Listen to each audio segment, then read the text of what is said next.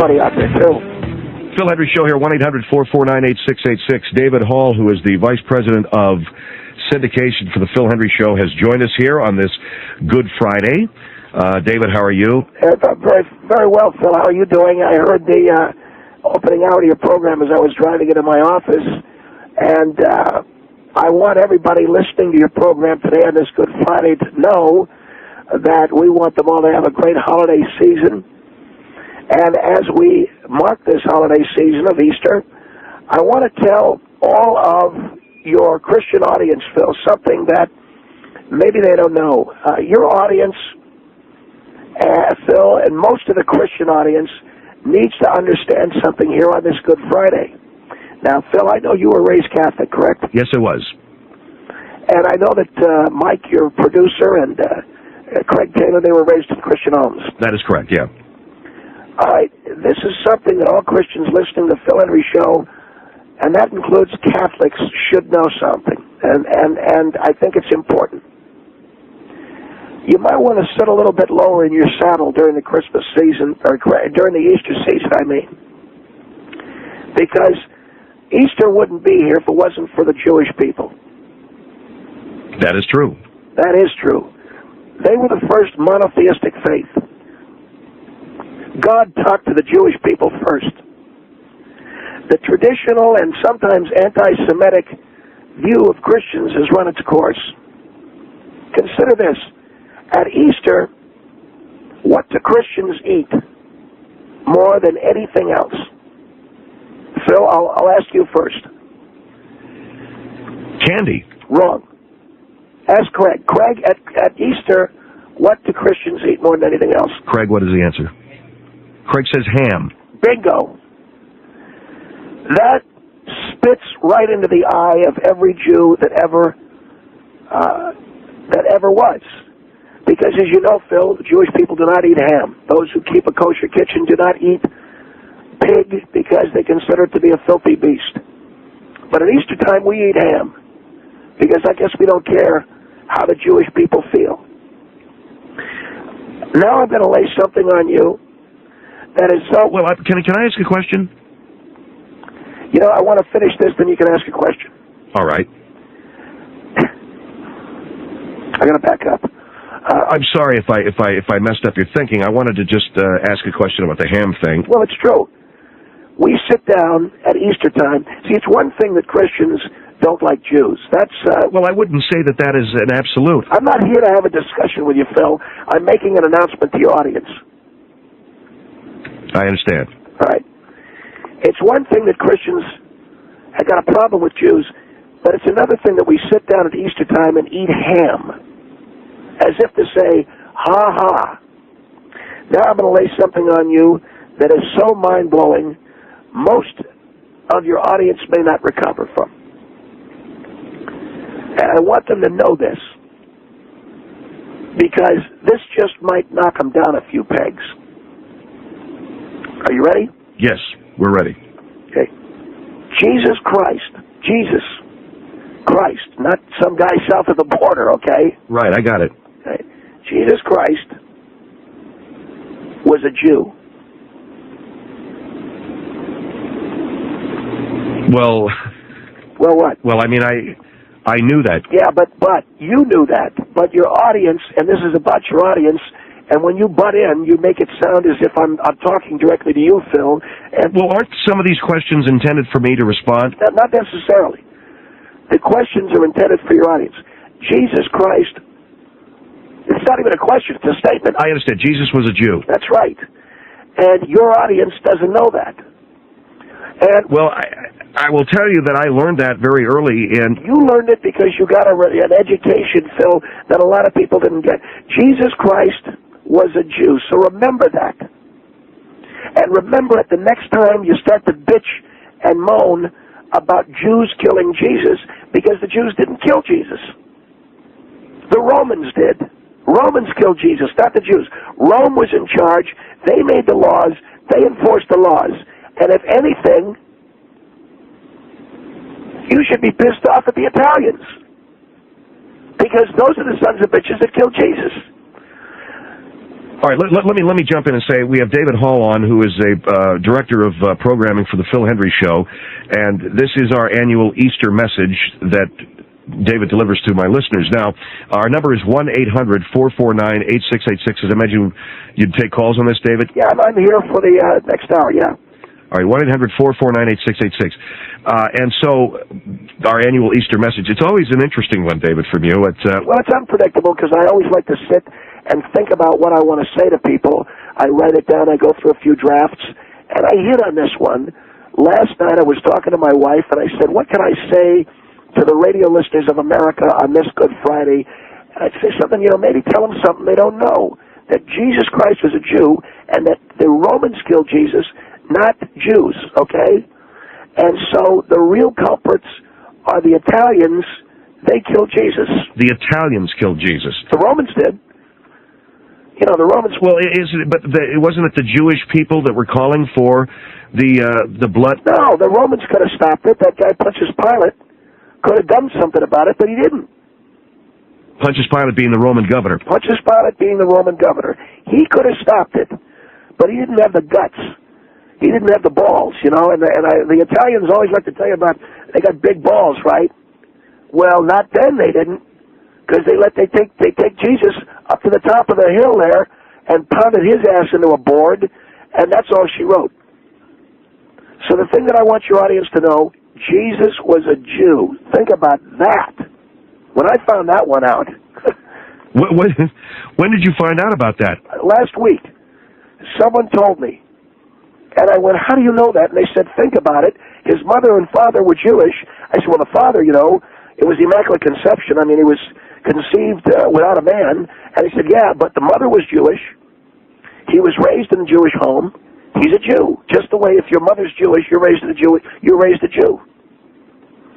And you found out about that last week, huh? I found out last week. And what are you trying to say? You're smarter than me? Because you heard about it in school. You were raised in the Catholic Church. You're going to learn that stuff. But this is something that I want people to find out about. Because I think it says a lot about how we should celebrate Easter. Jesus was a Jew.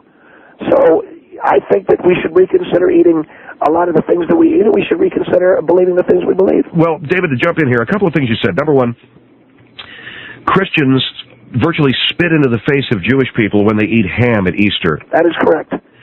Are you proposing that we stop eating those non-kosher foods at Easter? I think in deference to the Jewish people we should, because Passover is celebrated this time. That's number one. And number two, I think we need to recognize the Jewish roots of Christianity. Okay? That's number two. And number three, I think that it finally needs to be said that the Guineas, the Italians, or whatever you want to call them, were the ones that killed Jesus. I don't know that... You know what? It's an interesting... No, don't backpedal. These greaseballs took him up the hill. They nailed him to the cross. And what I'm trying to say is, for the longest time, the Jewish people have been blamed for that. Well, outside the gates of the prison where he had been taken, were they not Jewish people calling for his blood? There might have been some, but there were Roman soldiers there making fun of him. And the guy that called the shots, Pontius Pilate, which you'll notice in those days, they didn't have those Guinea names like they do now, like, whatever you want to call it, Roberti, Mastriani, something like that. This guy, Pontius Pilate, which is a Latin guy, he didn't do nothing. And he could have. All right, David Hall is with us. Did you know Jesus was a Jew? Our number, 1-800-449-8686. Here is Ocala on the Phil Hendrie Show. Hello. Hello, Phil. I love the show. Yes, sir. Thank you. El Paso on the Phil Hendrie Show. Hello. El Paso. Hello. Hello. I just wanted to make a comment about it seems like a cheap shot at getting an audience, bringing up this at Easter time. When they need a cheap shot at getting an audience. Well, why would people listen? Well, it's a very... I'm just saying to you, did you know... To get information or to get wrong information out, and that's wrong. Jesus was Jewish, and I found this out. Well, that's common knowledge, though. Well, no, everybody knows that. Well, no, you may, but not everybody knows it. That's the point I'm trying to make. Well, Joseph, I know it. His father, he was Jewish, and Mary. Well, Joseph was his stepfather. Joseph was his stepfather. Okay, his stepfather. Right. Exactly. But did you know that Jesus was a Jew? And in so doing, well, then you can't blame... Do you think the Jews killed him? No. Okay, there you go. No, I take that back. The Jews did kill him. No, they did not. No, they did not. The Romans did. The Romans did it. And are you Italian? No, I'm not. Why are you backing them up? I'm not backing anybody up. This is a matter of... I'm saying the greaseballs... making a comment about the Jews. You don't have to call the Italians greaseballs either, David. I'm making a point that the Guineas started in with their killing people way back then. Well, if you look at what you said is true about Christ being a Jew. Right. Where you're wrong is who really paid for the crucifixion of Jesus, and that was the Jews. The Italians. The Jews crucified him. No, the Italians did. Sorry. No, you're wrong. You're wrong. Do you eat ham? Do you eat ham on Easter? I love ham on Easter. Well, there you go. That's exactly what I'm saying. I mean, that is anti-Semitic. I'm not saying that you are, but I'm saying you I eat eat ham way. on Easter with Jews. What's that? I eat ham on Easter with Jews. Yeah, that's a slap in their face. No, they're eating with me when I eat ham. Well, they're not real Jews. Then are you sure they're Jews? Oh, definitely. How do you know? Because. Were they dropping their pants there at the dinner table? I'm trying to... Okay, thank you, sir, for your call. David, you know... No, I want to find out... What did you do? Did you hang up on him? I got to move on. I got to take a break, okay? Well, I want to find out how these people think they know, when in point of fact they don't. And I really think that there's a knee-jerk thing here where you say that the Italians killed Jesus. Well, there's a lot of Italians out there that don't like that. Well, there's a lot more of Italians than there are Jews. First of all, there's only a few Jews around. So how could they be there and killing Jesus? That's what I'm saying. All right, 1-800-449-8686. This is our annual Easter message from David G. Hall, our program director. And one of the points that he's making here is that, did you know Jesus was a Jew? And secondly, the Jews didn't kill Jesus, the Italians did. The Romans. 1-800-449-8686, Phil Hendrie Show. And that's where I found out about it, fella. That's incredible. Just incredible. So last week you found out that Jesus was a Jew. Yes. By rereading and by talking to people. And then everything started to add up. That we should treat the Jewish people better, see? Because he was a Jew. And that ham eating on Easter, that's way over the line. Way overboard. But when I say to you that, and by the way, this is the Phil Hendrie Show, and our number is 1-800-449-8686. When I say to you that I knew Jesus was a Jew... That's because you were educated in the Catholic Church. You have an education. You got to understand something. I keep trying to tell you this. You're talking about radio listeners. The average intelligence out there is equal to that of about 11 or 12-year-old. Now, I don't mean to be offensive. Excuse me, Phil, but I have to impress that upon you. All right. David G. Hall is my guest. He is the Vice President of Programming for the Phil Hendrie Show. His annual Easter message, Jesus was a Jew. And don't forget the Italians killed Jesus. The Jews didn't, on account of it was the Romans, not the Jews. And the Italians killed Jesus. And, if you think about it, the Italians are the ones that had the mafia. The Jews are, there's Israelis. Those guys are balls to the wall. But American Jewish guys, I'm not going to say that they're candy asses, but they're not going to go out and kick ass. Well, the Israelis were the ones that were over there in the first place, okay? Yeah, but in those days, I don't think they kicked ass. Now they do, because of the whole thing with the Palestinians. Whatever, man. You're losing me. That's why I'm giving you the information. I understand. Hold on. Let's go to Ocala on the Phil Hendrie Show. Hello. Yeah, I have a comment for David Hall. Yes, ma'am. Okay, first of all, I want to say what I want to say. I want you to interrupt, please. I want to say one thing about those hats that the Jewish people wear when they go to church and they wear the hats, right? That's what you got to understand, those hats. All right, can I talk? Yes, ma'am. Okay, I'm 20 years old, all right? I have grown up in a Christian home all my life, but I have friends that they have no religion or whatever, and it's common knowledge that Jesus was a Jew. You're an ignorant one that you just found out a week ago, okay? No, it doesn't add up. If everybody knows that Jesus was a Jew, but everybody doesn't like Jews, then everybody wouldn't like Jesus. Who says that nobody likes Jews, first of all? Oh, come on. Well, you're calling from Florida. You know what I'm talking about. The other thing is... Whoa. What do you mean? Florida's got plenty of Jewish people. Miami, yeah. Miami does. Where's she calling from? Where are you at, lady? I'm Ocala in Lebanon. Oh, God almighty. You might as well be in Alabama. Everybody loves Jesus. He's a kick-ass guy. Let me speak about the ham, okay? First of all, you say that eating ham on Easter or whatever is offensive to the Jews. Right. Well, as a Christian, I'm offended that you can come on the air and cuss and speak very vulgar about Jesus Christ. No, what did I say? I'm offended. What did I say that was bad? You have been using foul language about the private parts and cussing, and it's offensive to me. Well, you did say, you said balls. All right, I'm sorry. No, you can't take that back. You can't just say, oh, I'm sorry. By the way, would you do me a favor? But you can be angry at everybody. Would you do me a favor and turn your goddamn radio down? Because David, this is not winning us any listeners, okay? Ma'am, I apologize. I think what he's trying to say is that there have been some things that have been attributed to the Jewish people that should not be. For instance, the crucifixion of Jesus. That's correct, Phil. You know what? There has been a lot put on black people, white people. White people? What has been put on white? What's been put on white people? There's things that have been put on every religion and every race. Wait, listen to her making apologies now for hating Jews. You know something? Wait, she didn't say she hated Jews. I never said I hated Jews. I have Jewish family. You're full of malarkey. Malarkey? Yeah, sorry. And now who's cussing? Now who's using vulgar language? Oh, whatever. It's not even that. It's not a cuss word. Yes, it is. It's foul. And I'm offended by it. Malarkey? Yeah. Now you're offended? Did you dump it? Yeah, we dumped malarkey. Thank God. All right, look, all I'm saying is, understand that Jesus was a Jew, number one. And so therefore, you should like Jews. I understand. You like Jews? Jesus was a Jew. Yes, she likes Jews. Oh my goodness, I never said, I know that. If you eat ham on Easter, you probably help pay Hitler's gas bill, too. And I will. Well, that's way over the line. Oh, no, it's not. Because if you eat ham on Easter, you help pay Hitler's gas bill.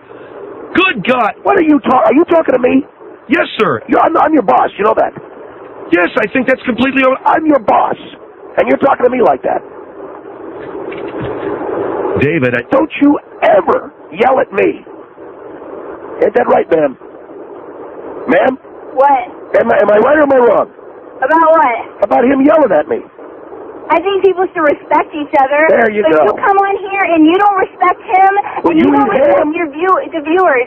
You call the viewers ignorant, which I am not ignorant. Well, man, the fact that, I believe that you're a very intelligent young lady, but most of these other idiots that I'm going to be talking to... all of my friends, all of my family, everybody I've ever come in contact with, and we talk about religion, knew that Jesus is Jew, and that the Romans killed Jesus, unfortunately. Ma'am, I'm willing to believe that you're intelligent, but you didn't really give yourself much of a shot when you said that all of the viewers... This is a radio show. You aware of that? Yeah. Okay, you said viewers. But I think you come on here very ignorant and saying that most people don't know that Jesus is a Jew. Well, you don't know that we got viewers instead of listeners. Look, lady, just be quiet for a second and let me make my point, okay? You know what I'm talking about. You're just trying to cut me down and make yourself look better. No, ma'am, I'm not. Yeah, you are. No, I'm not. You said malarkey. I'm just very upset, and for me to say viewers and listeners, you know what I'm talking about. No, you're sounding very stupid when you say that. No, she knows what she's confusing TV and radio, and that's no sign of ignorance. Ma'am, thank you for your call. I have to move on. Thanks. Oh, yeah, give her the last word, Phil. I have to move on. It's Phil Hendrie Show at 1-800-449-8686. 1-800-449-8686 with David Hall. Phil Hendrie Show, 1-800-449-8686. David G. Hall, the program director of our syndication effort here, is on the line with me from Los Angeles, and he has delivered his annual Easter message. Right, and I feel that it's gotten confused a little bit, Phil. I want to repeat the Easter message in case anybody is tuning in later on. But some of it got a little controversial, that's all. I understand. I'll smooth that out, but I just want people to know. As Christians, we should pay particular attention to the fact that we wouldn't be around if it wasn't for the Jewish people. That's number one. They were the first people that God talked to, and I think a lot of Christians are jealous of that, Phil. In what way? Well, I think that a lot of a lot of Christians feel that the Jewish people, somehow God favored them, and I think that God did favor them. I mean, he talked to them first. He didn't talk to the Christians first. So a lot of Christians are pissed off about that. And to get back at the Jewish people, Christians eat bacon and ham, and they have pork cutlets and stuff like that, and they're always in their face with the pork and everything. Always the BLTs. You know, it's not enough that they eat bacon. Let's make a sandwich out of it. Let's get into the face of every Jewish deli owner, walk in and say, I'll have a bacon, lettuce, and tomato sandwich. I think it's wrong. I think something should be done. And then, of course, your contention that most people don't know that Jesus was a Jew. Well, my contention, I believe it's a fact, and I think you know that. And I think you're saying that to play the devil's advocate with the audience. I think that most people know that Jesus was a Jew. Well, I found out last week, and I also found out most people don't know that, except for you and a couple of women that called. What are you laughing at? I just what you're saying. The other thing is, just to follow up, is that the Italians killed Jesus. The Romans, yeah. Sioux Falls on the Phil Hendrie Show. Hello. The gentleman hasn't read his history. I haven't read my history. With all history. due respect, Pontius Pilate washed his hands of the issue, sent him back to the priests. It was a religious argument. He could have stopped it. They didn't like the young rabbi and what he was saying. He could have They stopped had the young rabbi killed. Yeah, and the Romans did it. The Romans didn't. The Romans do led him up the hill. And it doesn't matter. And that Roman guy stuck that spear in his side too. The man was born to die for us. Are you a nun? Somebody had to kill him. He had to die for us. Are you a nun? No. You sure know a lot about this for a woman. Oh, get over it. No. I read history, okay? Now, as far as the ham thing is concerned, you don't hate Jews because you like to eat bacon. That's and why the are we forcing the thing. people? I'm amazed that you are a manager of any kind of a major business because you are so dumb. Is this Passover? Notice I let you call me dumb and I don't do anything about it. Because I respect you. But this is Passover, right? What's your point? What are you doing shoveling bacon into your face? Because I like bacon. Well, you know what? Jews can't stand And that. I respect the fact that they don't eat bacon, and they need to respect the fact that I do. Why would you eat the meat of a filthy animal like that? Because it tastes good. Forget about it. Okay, this sounds like that conversation they had at the end of Pulp Fiction. That's right. Because pork chops taste good, you know. Well, this isn't Pulp Fiction. But the fact still remains. This is Passover, and the WAP. The only part about this that is like Pulp Fiction, the WAP's killing Jesus. No, the Italians did not kill Jesus. The Romans and the Jewish priests killed Jesus. Romans are Italian. Thank you. Jesus. That's Talk about your audience is smart, Phil. The Romans of ancient Rome, Italy didn't even exist, okay, until, 200 years ago? The clocks don't read 4:20 in this studio. This ain't Pulp Fiction. Got it. Milwaukee, Oregon on the Phil Hendrie Show. Hello. Hello. Yes, ma'am. Yes, I want to say, first off, I'm 40 years old, been raised in the Christian church. I've taught to hate Jews. In fact, we have a very special place in our hearts for the Jewish people. We think they're very precious. Did you know that Jesus was a Jew? Oh, Jesus was a Jew. We were taught that since we were little. We found that out tonight. And we've never blamed Jews for killing Jesus. A lot of people do, lady. Well, there's something wrong with their Christianity, because if they would get to the root of Christianity, it's God's love sending His Son to die on the cross. The Italians killed him. And redemption for our sins so that we could go to heaven through His shed of blood. Got it. And it was the reason Jesus, why... Oh, God, is she going to read the Bible or something? She's just... oh, boy. I'm getting things straightened out. She's getting things straightened out, yeah. Yeah, but this is Bible quoting, man. This is murder, okay? It's murder. It's a tune-out. Well, let the lady say what she wants to say. Jesus submitted himself. Man. Jesus submitted himself to do the dying of the cross. Otherwise, He had no purpose in coming to earth. That was His purpose. Fascinating. And I also want to thank the Jewish people for giving us the Old Testament. Yeah, that's great. That is a very special place in our hearts as well as the New Testament. And I encourage the Jewish people to get into New Testament because they'll be surprised when they read it. Jews don't want to read the New Testament, okay, because it's crap. They already have their own religion, all right? They don't need yours. It's the love of God. Number 2, start talking to more wops about what they did to Jesus, and I think you'll figure this whole thing out. It's the love of God. Next call, Phil. Ma'am, I have to hang up. Next call, Phil. Okay. Thank you, ma'am, for your call. I appreciate it. Thank you. Here is Amsterdam on the Phil Hendrie Show. Hello. Hi, I just wanted to say that I don't know a single person that doesn't know that Jesus was a Jew. And well, you guys are all real religious right-wingers and stuff. All of your people know that. I'm talking about everybody else out there. Well, I have lived in many parts of this country and have been all over the world, and I have never... You hang around with religious people, right? Absolutely not.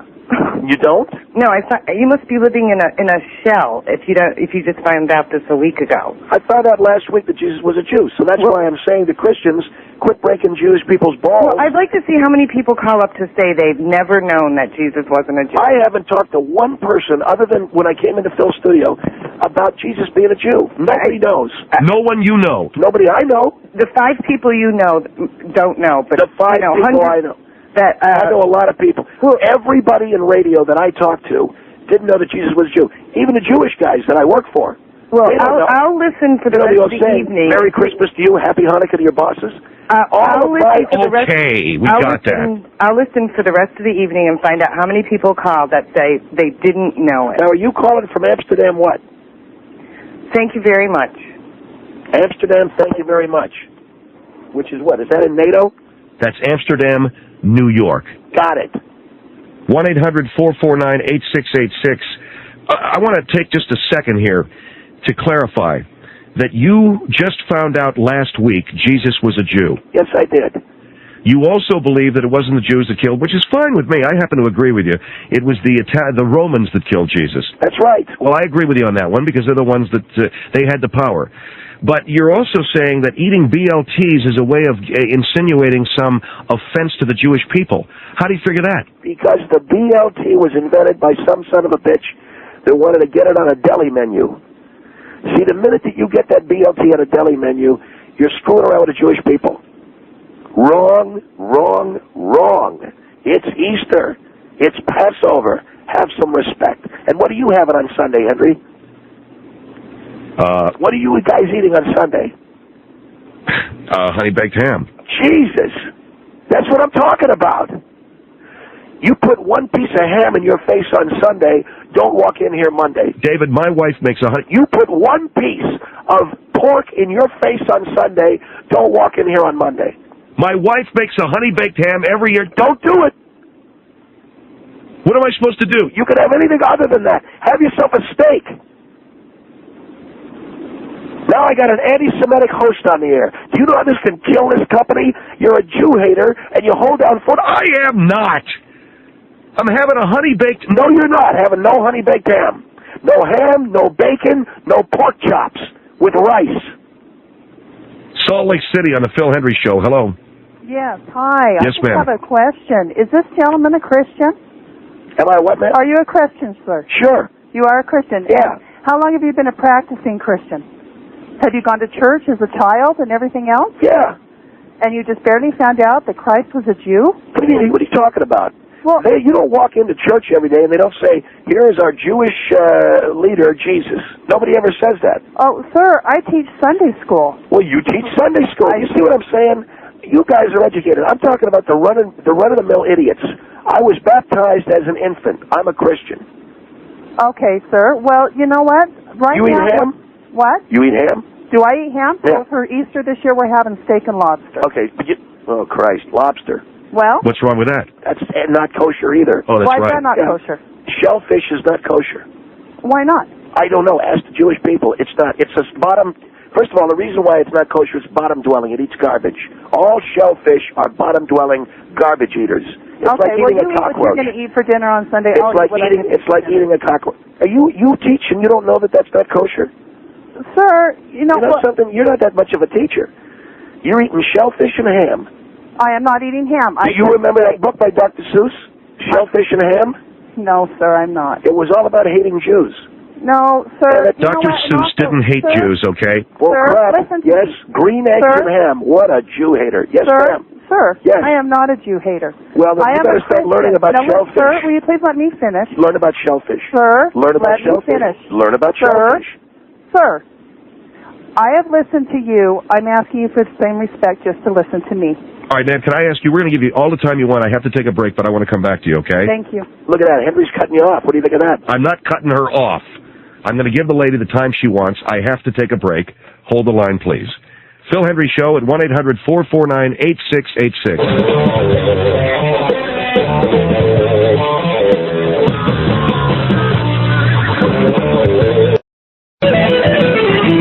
Yeah, that's success. Craig Taylor, our engineer, picked some good bumper music. That kicks ass. David Hall is our program director. He's on the line with us talking about Easter and the Passover season, how Jewish people have been disrespected. Phil, let me put it to you this way. The Jewish delicatessen today, which is really in many ways the underpinning of the Jewish culture. The Jewish culture is a broad and very rich heritage. The deli plays a big part in that. And guess what would kill the Jewish deli if you weren't serving it anymore? Bacon, lettuce, and tomato sandwiches. You got it. So the Christians have somehow insinuated pork into the Jewish deli. And if they pull the BLT out of there, you destroy Jewish delis, you destroy the Jewish culture. Christians did that. The Jews didn't do that. Christians. They're going to destroy Judaism by pulling BLTs out of the delis at the right moment. When the right moment comes along, they'll strike. They'll pull all the BLTs out of delis. Yeah. And that is something that you have to understand. Salt Lake City, ma'am, go ahead. Yes, sir. Another question I have for you. Yes, ma'am. Okay, you claim to be a Christian and everything. Well, you claim to be a teacher, but you didn't know anything about kosher. No, I am a Christian, well, and I even love you. And I even love you. You know shellfish. But you know what? Do you know about shellfish? Do you know what? You don't want to be wrong. I'm not going to get You're off like a lot of teachers. You don't want to be wrong. Sir, Just tell me you know anything about shellfish. Sir. You know anything about BLT? Sir, you know what? I'm not going to talk to you about food. Of course not. You don't want to talk to anybody that's smarter than you. Oh, sir. Well, listen to me, sir. Sir. As far as the Jews, Christians are paying the Jews back for killing Jesus. Okay, the Jews didn't even do it. The Wops did. Sir. The Wops did it. I believe that the Romans were the ones that carried out the act. But like the previous caller said, Christ came down here knowing that he had to die for us. That he had to die for us. The Romans were the ones that carried out the act. You got it. You got it. Yeah, I will agree with you on that. But, sir, those priests, those Jewish priests, they're the ones that went to Pilate. What about the BLT?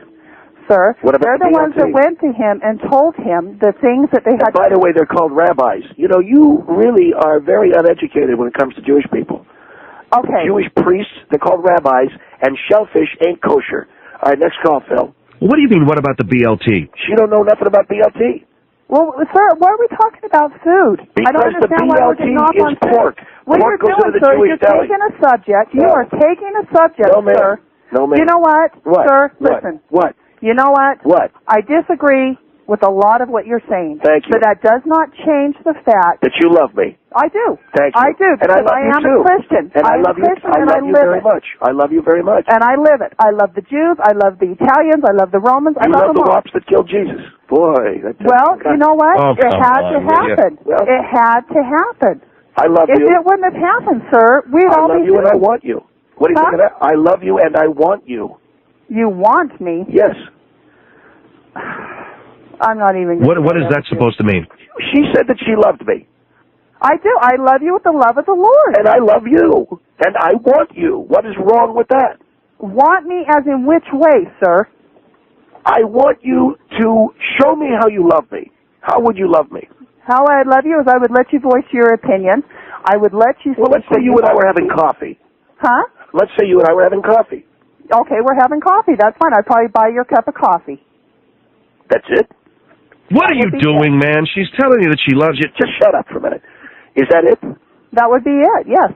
You wouldn't want to tell me what, No. What you like? I can, you know what? You want to tell me what you like? You have now taken it to another level. As a Christian, I'm not even going to go at. What do you like? You know what? I really enjoy your show. You know that I appreciate it. Oil? My family enjoys it. My husband, my son, they listen to you guys all the time. The bath oil? I just happened to have it on because I was doing the dishes while they were listening to it. Do you like a soap robot guy? And this man needs to really go back and read his Bible. Tell me what you like. He really needs to go back and read his Bible and really know what Christianity stands for. Tell me how you like it. All right, Tell me how you like it. Thank you. Tell me how you like it. Tell me how you like it.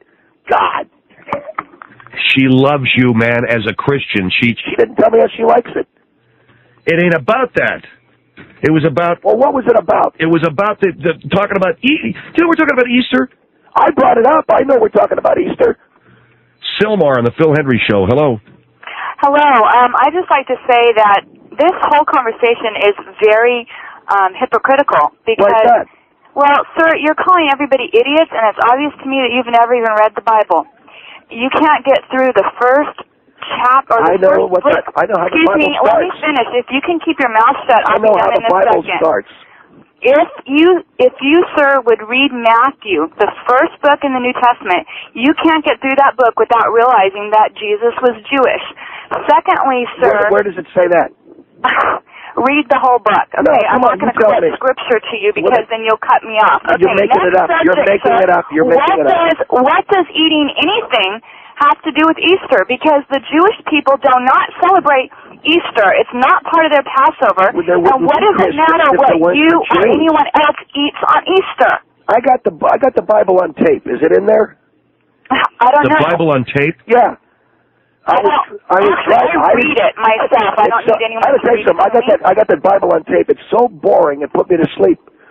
So well, where's that's this really Matthew pathetic. thing? You call yourself a Christian, and the book that tells you about your salvation is boring to you? I love Jesus, but that crap is boring. I got to find a way to. Not to me. Well, maybe not to you. You could sit there and read Matthew until the cows come home. I got to have some action. So that's why I got that Bible on tape. You want action? Yeah. Okay, read the Bible. It has action all over it. Look, lady, all I'm saying is the bacon, lettuce, and tomato sandwich. Bacon is pork. It's not kosher. Correct. That's insulting to Jewish people. But you know somehow what, they serve them in Jewish delis. That's because the Christians forced them to serve BLTs in the Jewish deli. And this is America. If they don't want to serve unkosher food in their deli, then they do not have to. This is America, and they have that freedom not to do that. You know what they should do? They should produce the Bible and put it on Broadway. Then somehow I'd like it. But Jesus, having to read this stuff, why don't they put it on Broadway? Okay, I have another question for you. Remember Beauty and the Beast? I have another question for you, sir. Come you call yourself a Christian, and yet you are constantly using God's name in vain. I didn't say anything in vain. I said, why don't they... Excuse me, you keep saying Jesus as a cuss word. No, I didn't say it as a cuss word. Yes, I said, you do. Hey, Jesus, I'm asking him, how about putting the Bible on Broadway? No. Putting the Bible on Broadway. Listen. Yeah, like the Lion King. Listen to me. No, they're not going to do that. Yeah? When this other gentleman said something about eating ham... Phil Hendrie Show. You said 1-800-449-8686. Yeah, Jesus ate ham. He didn't eat ham. He was a Jew. You used it as a cuss word, sir. He's a Jew. Been asked to allow for a few minutes of airtime this evening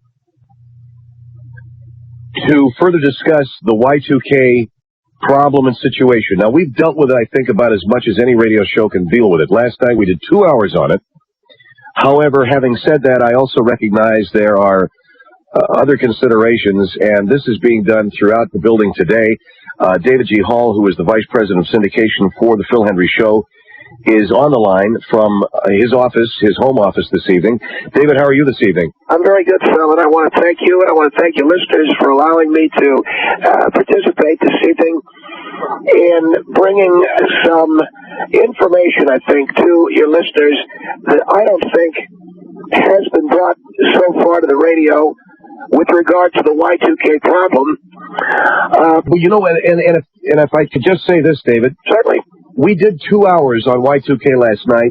We've done a lot on Y2K over the course of the last year. The understanding is that it's under control. All right, let me stop you right there, Phil. We need to define who these overreacting nervous types were so that people can be ready to identify them and avoid them. And now, which individuals are you talking about? Are you talking about the people who... We're talking about the individuals who are one step from building a compound or joining a militia. We want the listeners to know who they are. We had a guy on last night who had purchased all kinds of stuff, and he was being laughed at by his neighbors. We had people on in the past who represented different auxiliary police forces who said this problem and that problem. No, we've illustrated the problem from a lot of different standpoints, Phil, but I don't think it's over. And I think the work that has not been done is the socially responsible work of letting our listeners know who these socially overreacting, nervous individuals were that purchased the supplies that made the run on the bank, that took out extra cash, that did what we consider to be socially retarded things. And I say that's socially retarded. You heard me right. Socially retarded acts. And we will identify them as such that people need to keep an eye on, Phil. Understand that Y2K is solved, but the individuals who were buying up the guns and the ammo and buying up the generators and digging a hole in the ground and putting themselves in, understand that those people are blending back into society. We don't want that to happen. We want people to easily identify, yes, I said it, those socially retarded individuals who purchased all this stuff. We have bumper stickers. You saw them in the office, so I got one right here. It says, "Don't be a Y2K retard. Listen to the Phil Hendrie Show." Right. Once the public's able to identify the people, you're going to know who the real retards are after a while. It'll be second nature. And what you do, you come face to face with these individuals. You may force them to move. I don't know, but it's important for people to understand who these retards are. And I think we're going to run into a problem, if I may say something. Yeah. I think you're going to run into a problem using the term retard so much. Okay. No, I'm not saying it in any mental. I'm saying it in a social, psychological sense. Socially and psychologically retarded. And okay, what I have here, David, we've got the bumper sticker. Don't be a Y2K retard. Listen to Phil Hendrie, and there's also a booklet. What you call these are primer notes. How to identify the socially retarded Y2K overreactor. Right. In other words, the tard. We use the tard, and that is for retard. We'll identify them. Anybody who bought a generator, anybody who purchased a generator for Y2K is tard-like or socially retarded. Is tard-like? So, yeah. Anyone who bought more than 2 days' worth of food, tard-like, socially retarded. Anybody who purchased more than 4 gallons of water, tard-like. Anyone who purchased extra ammunition of any kind in the last 3 days, or last 30 days, tard-like. Anyone who got a weapons permit in the last 30 days for Y2K, retard. And this one I'm throwing in. If you have any article of clothing that is camouflaged, you're tard-like. Anybody who owns more than 2 flashlights or more than 6 candles, a retard. And anyone who has done anything even remotely resembling the act of stockpiling, tard-like retardation, social retardation. All right, and these are available where? These are available through the mail from the Phil Hendrie Show. These are checkpoints or highlights of how to identify those individuals who, what you call, were the nervous types or socially retarded about Y2K. Let me go to call in Charlotte. Phil Hendrie Show. Hello. Hi. Yes, ma'am. I wanted to call about the Y2K bug and this gentleman, David. Yes, ma'am. And what I wanted to say is I currently work at a bank, and I worked during the extended hours during the Christmas and Y2K problem. Okay? Yeah. Okay, and during that's a week before. A week before and during. Okay? Wherever Deering is, I don't know where that is. During the Y2K problem. Deering, okay. Okay, and with that, the older people were most of the people who were withdrawing their money. Yeah. And with that, the people who were withdrawing their money, the reason why they were withdrawing their money and getting the supplies is socially retarded. No, because they remember back in the Depression when they had no money and the families went in war. That's fine. That's great. No, socially and they retarded. went and got a money order and an official check. And you know what? When they went to the bank ran out of money. We've got to identify who these people are. And I told you, the older people, because they knew during the war and during the Depression. Yeah, well, they were alive after we got federal insurance for their money. They've been alive ever since we've had but you know what? The bank ran out of money. That was back in the 30s before we had federal insurance for banks. Now we have federal insurance. The Federal Reserve took out... Look, I don't want to go through this again. I'm telling you, these people are retards. And you got to stop with the whole... Yes, ma'am. Go ahead. Who did the bank get their money from? Where did the bank get their money from? Yes. If they run out of the money? Yes. They get it from the Federal Reserve? Wrong. Yes. Wrong. Yes. Wrong. Yes. Wrong. Yes. No, I work at the bank. Ma'am, if they run out of money, the Federal Reserve ships $50 billion additional dollars. We don't get any money from the Federal Reserve. We get it from additional dollars to make sure that there would be money in circulation. No. In addition, the banks are federally insured, so that there are no runs on banks like they had in the 30s. Now, you've got money to back up those people who've deposited. It's called Federal Deposit Insurance. You've heard of that, haven't you? Yes, I have. There you go. You know what? I'd read up on it if I were you. I'd read up on it if I were you, okay? Another question. All right, I got to take a break. What is your question that we have to take a break? Go ahead. Another question is, how much money does each teller... What bank do you work in?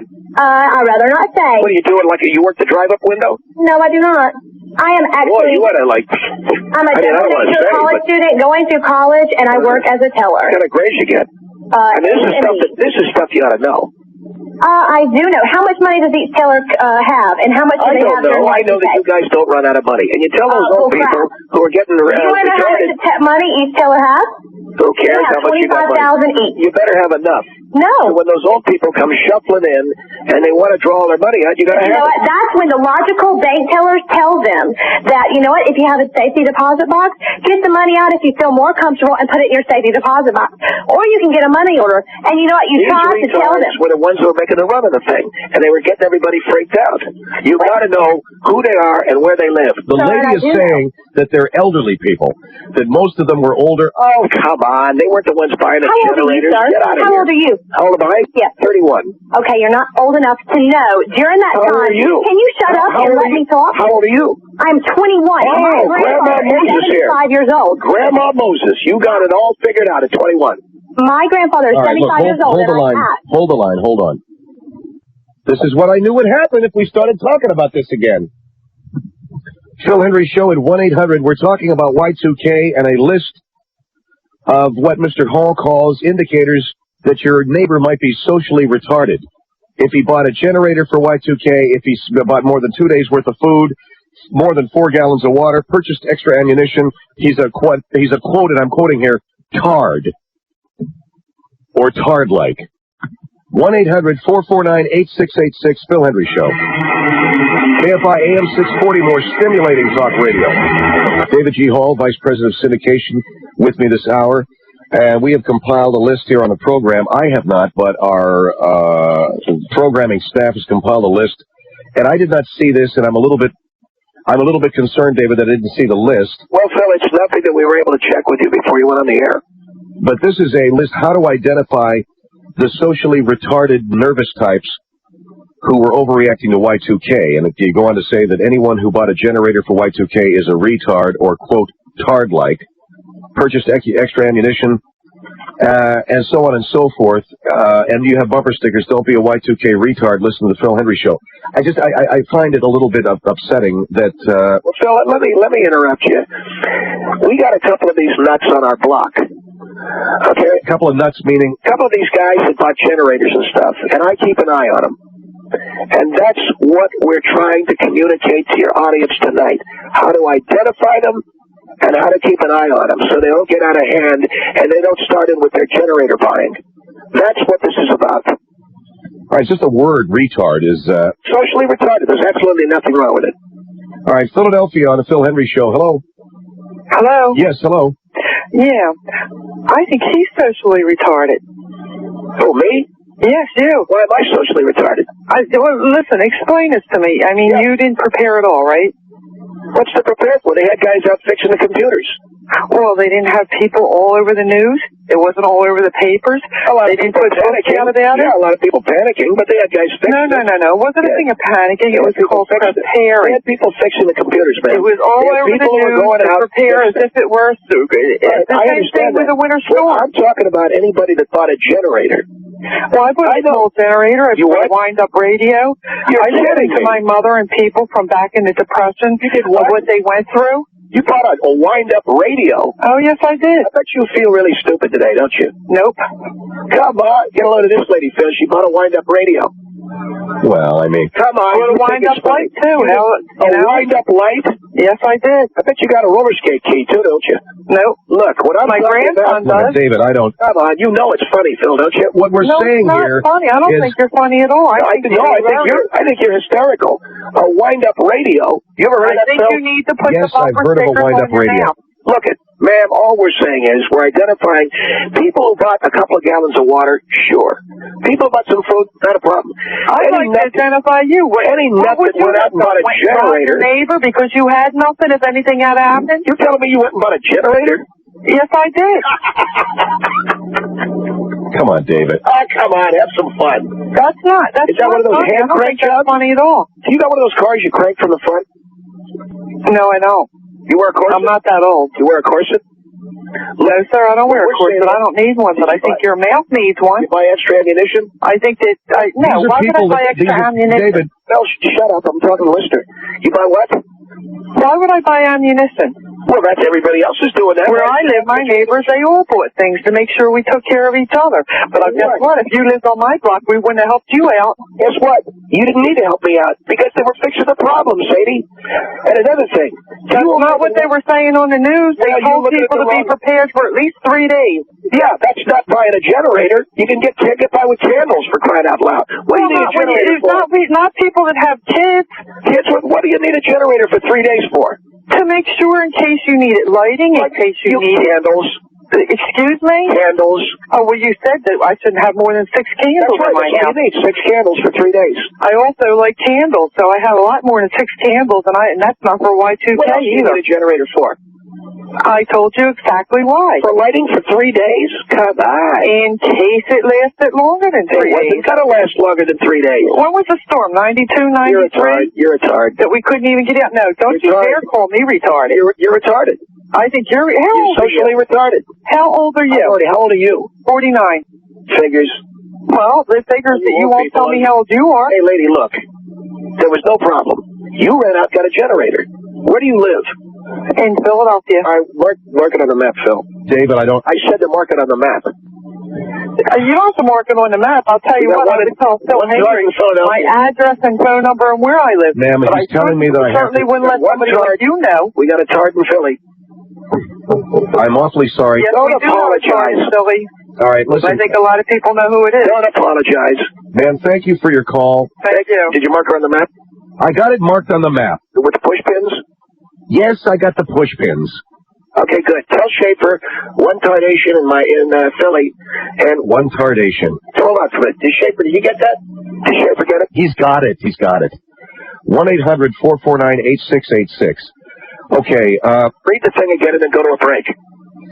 Anybody who bought a generator for Y2K, you're a tard. Anybody with more than 2 days worth of food, you're a tard. Anybody with more than 4 gallons of water, you're really socially retarded. Anybody who purchased extra ammunition of any kind in the last 30 days. Anybody who got a weapons permit in the last 30 days. This one you're throwing in, quote unquote. If you have any article of clothing with camouflage, tarded. You got it. Did you put the push pin in Philly? Yes. David Hall, the Vice President of Syndication for our show, is on the line. And Phil, I want to also lend my voice in support of the sale of your CD. I think it's a tremendous cause.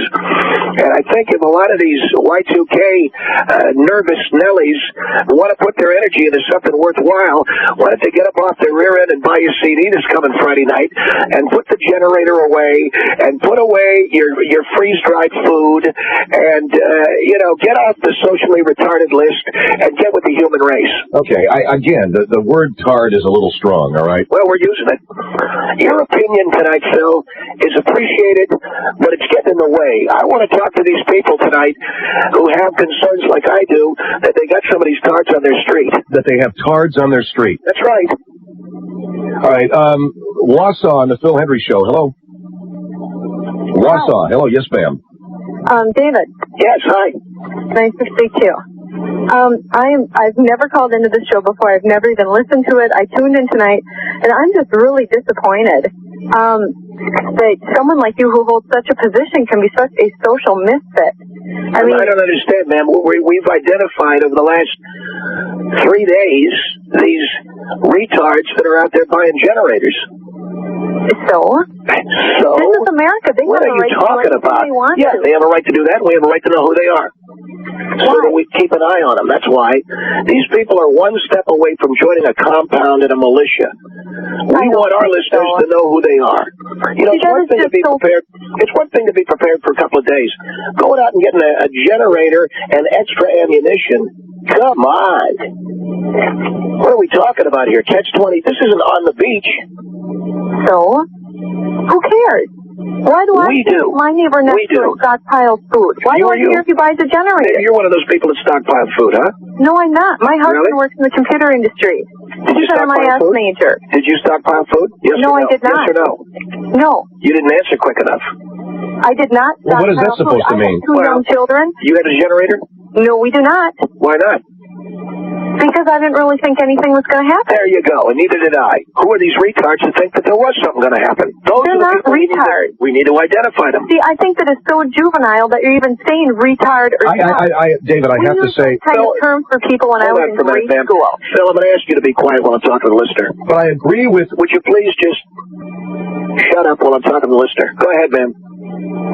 Like I was saying, the term retarded and tard for those other than the physically and mentally handicapped, we used those when we were in grade school. Did you say you've got a neighbor who is stockpiling? Yeah.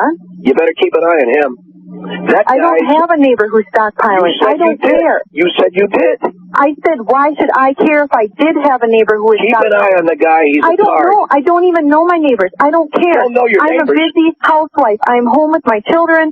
That's what I'm concerned about. I'm raising them to be decent, upright citizens that can contribute to this country. I'd get away from the generator and I'd get away from all your canned food and get to know your neighbors, because you might have one of these tards living next door to you. I know you don't like the term. You want to live next door to a tard, that's your business. But these people are stockpiling ammunition. They got gasoline generators. They're going to blow the whole place to kingdom come because they don't even know how to put the gasoline in them. And they got all that canned salmon. It's weird. It's weird. They have a right weird. They got a right to be no right to call them a retard. You got a right to keep an eye on them. Keep a real close eye on some of these tardations.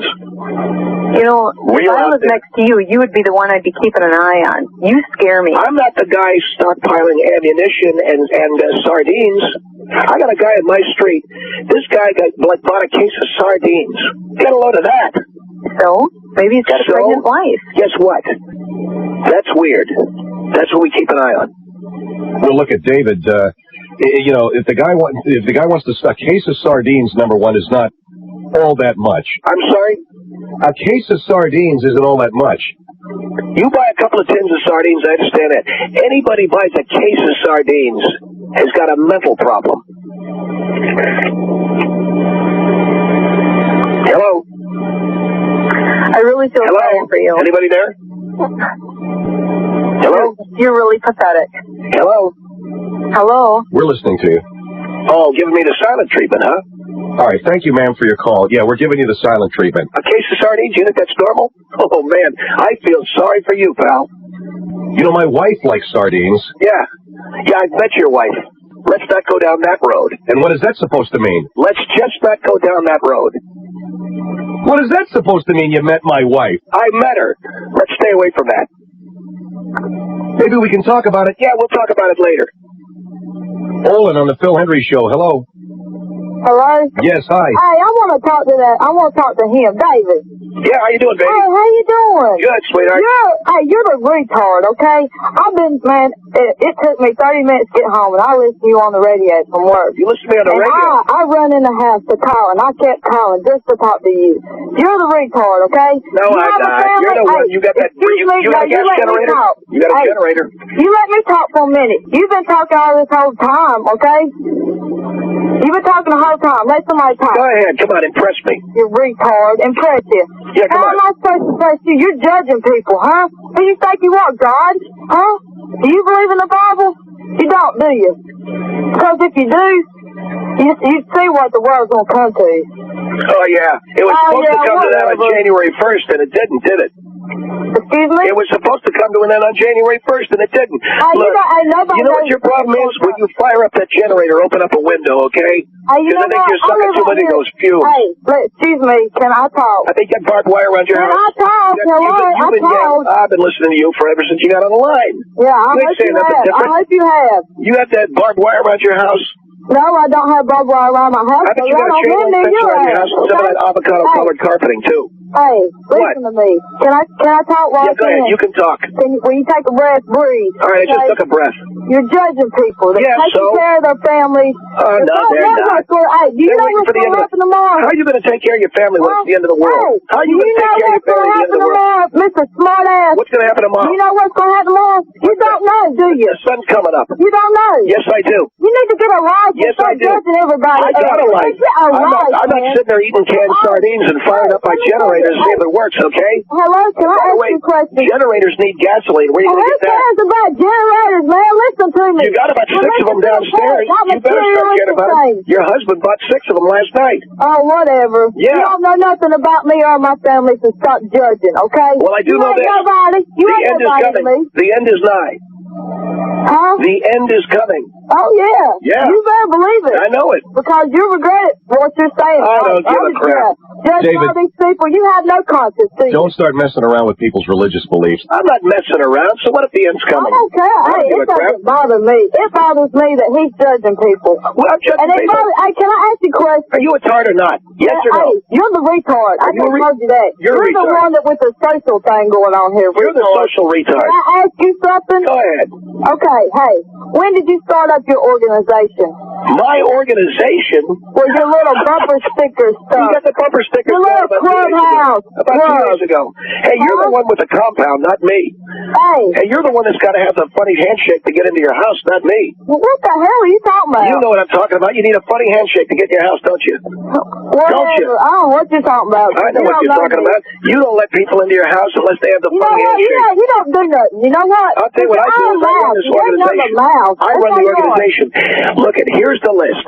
Anybody who bought a generator for Y2K... I don't care about your list, David. Hey, I don't care about your list. Anybody would... When did you start up your little club? Hello, can I talk? You want to join? You go... Hey, when did you start up? Right, I want to know. When did you start? Quit asking about the club because we won't put you in. When did you start? There's no way you're going to get to be a member, so forget it. You didn't answer me fast enough. 2 days ago. 2 days ago. 2 days ago. 2 days ago. Yeah. You didn't start it.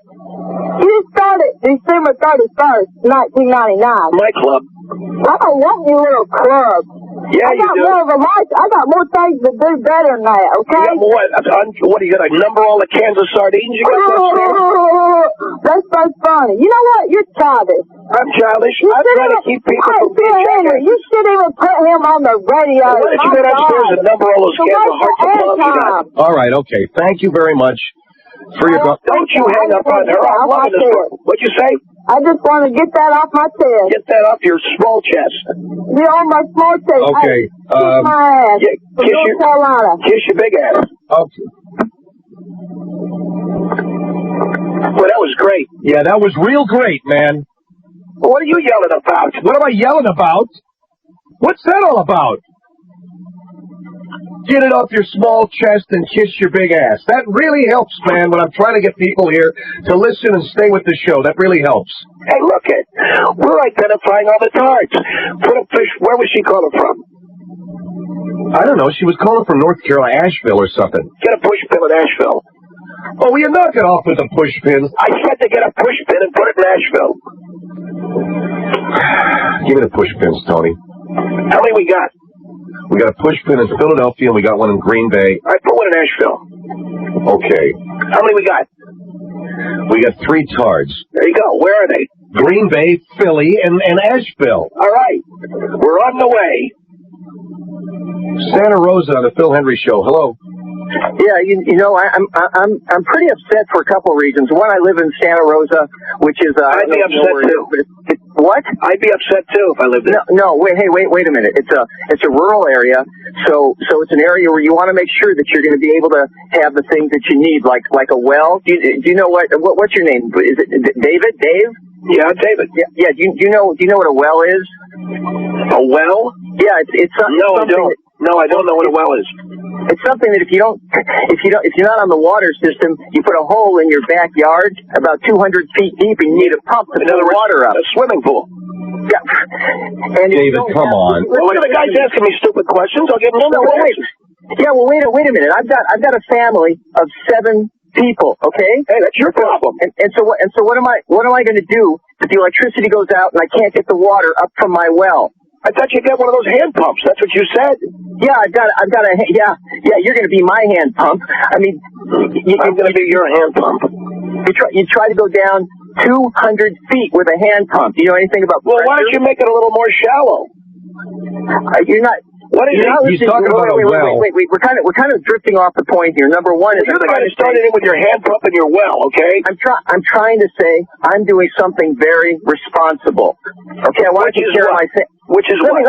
You know the thing that gets me is it's people like you. You need to let people finish. I need to let people finish.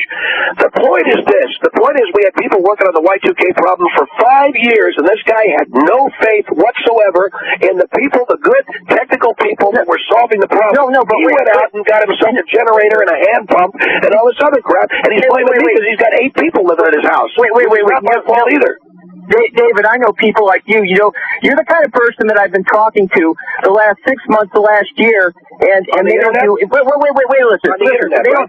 They don't do anything for Y2K, and then they say to me, "Well, you're my Y2K kid." And you know what? If things had gone south, you would have been at my house saying, "Hey, can I use that generator? Can you help me with a little bit of water?" I don't have sardines, but whatever it is that I have. And if you'd been born a little bit better looking, you'd be my sister. But you didn't, okay? And that's the whole point about life. It didn't happen. You take a calculated risk. Yes, let me ask you. You wear a seatbelt? Do I wear what? A seatbelt. No. You don't. Yes, you do wear a seatbelt, and that's what people are saying. I know that people took precautions. I'm talking about buying a generator. I'm talking about 30 days worth of rations. That's retarded. That's retarded. Wait. You know why they get 30 days worth of rations? You know why they buy ammunition? Because they're afraid that people like you are going to come to their door to take what they didn't bother to prepare for because they're so damn lame. If you didn't have 30 days worth of rations, they wouldn't come to your house to loot it. Yeah, whoa, hey. No, wait a minute. I got to take a break here, okay? I got to take a break. It's the Phil Hendrie. Where'd the guy go? I have to take a break. Get him back on. I got to take a break. Phil Hendrie Show at 1-800-449-8686. AFI AM 640, more stimulating talk radio. It's David G. Hall, Vice President of syndication for our program, is on with us, and he's had a checklist here. I have a problem with it. Well, I'm not interested in your problem, Phil. Just talk about it. Okay, this is to identify the socially retarded among us who went out and bought generators and extra food for Y2K. What about the song? And you've also written a song called "We Got the Tards on the Run." Right. This identifies the social retarded or the tards out there that went and got generators. It goes something like this. I got a hold on for a minute, Phil. God. And don't worry about it, okay? This is a song we're going to use on the air. Do you understand? Yes, sir. All right, hold on. We got the tards on the run, and it's going to be fun.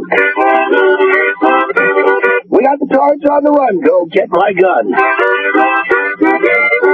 We got the tards on the run. I'm walking in the sun. The tards on the run. The tards on the run like a defrocked nun. That song there is something we got to work up, obviously, for instrumentation. But it gives people, it empowers people to finally say what they've been wanting to say for a year. You can take your generator and your canned food and your shotgun and all your money, and you can park it way up there. Just go up there and park it, parallel park it if you'd like, push it sideways if you like, but park it. Go ahead. Yeah, okay. Forgive me, folks. Phil Hendrie Show. Oh, forgive me, folks. It's just very embarrassing. Here is the Phil Hendrie Show. Here is Ida on the Phil Hendrie Show. Hello. Hello. Yes, hi. Oh, yes, David. I just wanted to tell you I don't appreciate you using the word retarded very loosely the way you do. What? I'll tell you what retarded is. I have a brother that is retarded, and he can't help it because he was born that way, because when he was born 45 years ago... Yeah, tell me all about it. Well, I am. I'm telling you. I figured you would.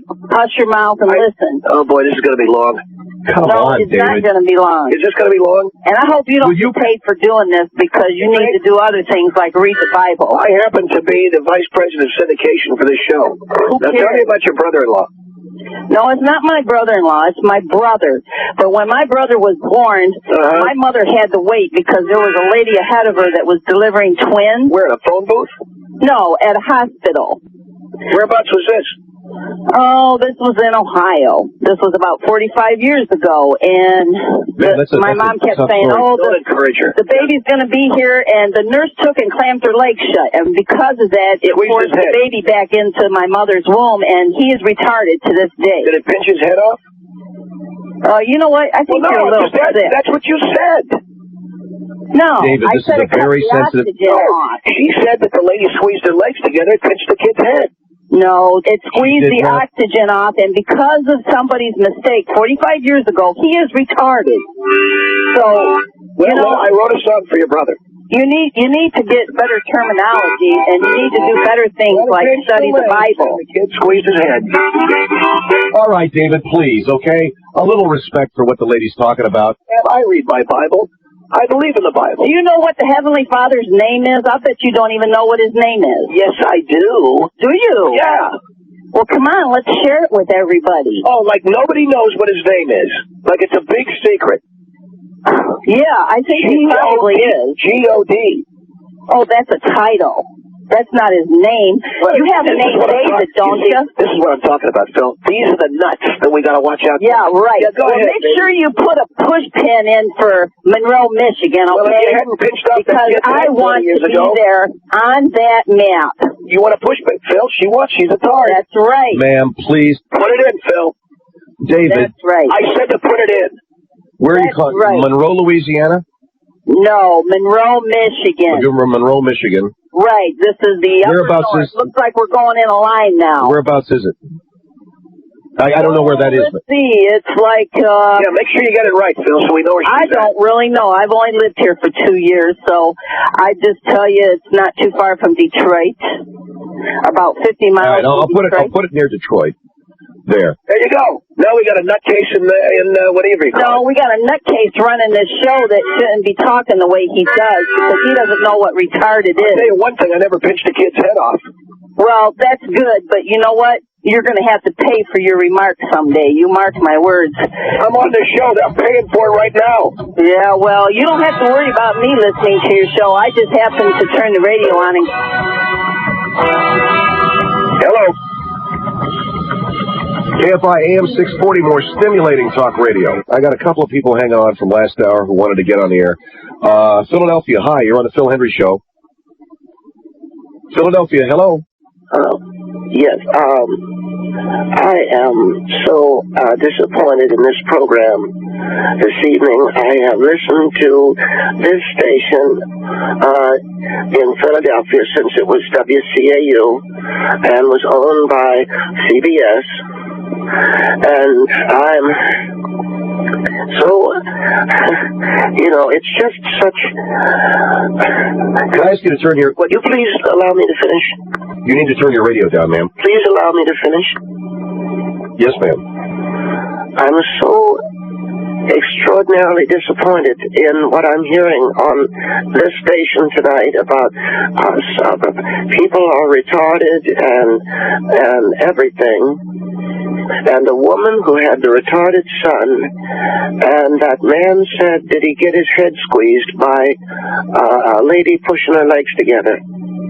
I thought it was so unnecessary. That was our... Hello? Yes, that was the vice president of our syndication arm, ma'am, yeah. Well, I think someone should take him out, and I don't know, I just using my imagination, someone should take out, do you know what a Sith is, a Sith? Yeah, so it's a farm That you cut wheat with? Yes. Someone should take that to him. A wheat cutting instrument? Yes. That's how absolutely angry I am and how very disappointed I am in this station. And I can assure you that at 9 o'clock tomorrow morning, I will call the management of the radio station. Good night. Oh, Christ, here we go again. Yeah, you need to hang your phone up, ma'am. I'm trying. Phil Hendrie Show here, and can you give her a hand? Why can't I do it? Put the phone in the cradle, ma'am. I'm trying. Thank you very much. When I need your help, I'll ask for it. Oh, God damn it. Why can't I do this?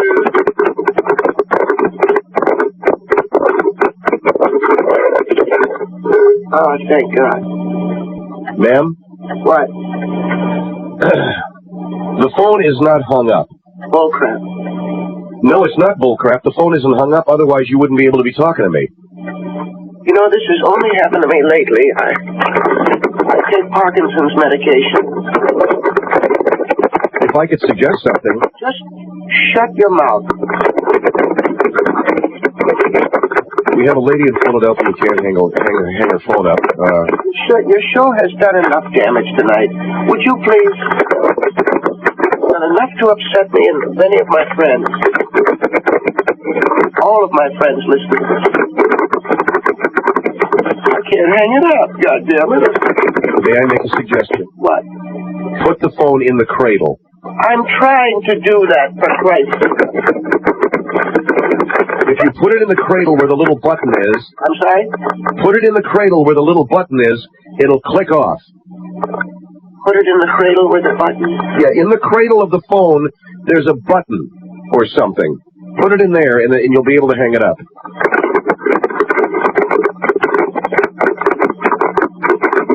Well, I can't do it. Hey, Phil. Yes, David. Put a pin in the map for this lady, will you? Oh, is that the guy? You're the man who has been... yeah, that's right. You're another one of these types. And you're the man that oh, man, I want to get to you.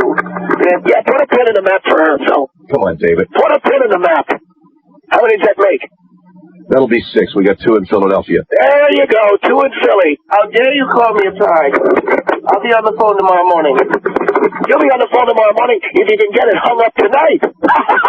But I tell you what, just leave it off the hook. We'll be back tomorrow morning at 9 o'clock. How about that? God damn. I hate you. What do you want me to do, David? Well, you can't go unless this broad can hang the phone up, can you?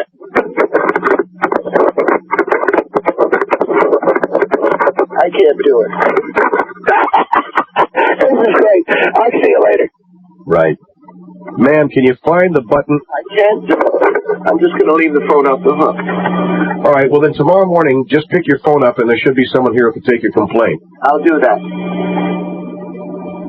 What time will it be in Philadelphia if it's 6 o'clock in Los Angeles? It'll be 9 o'clock in Philadelphia. All right, I'll be here. I'll just leave the phone here.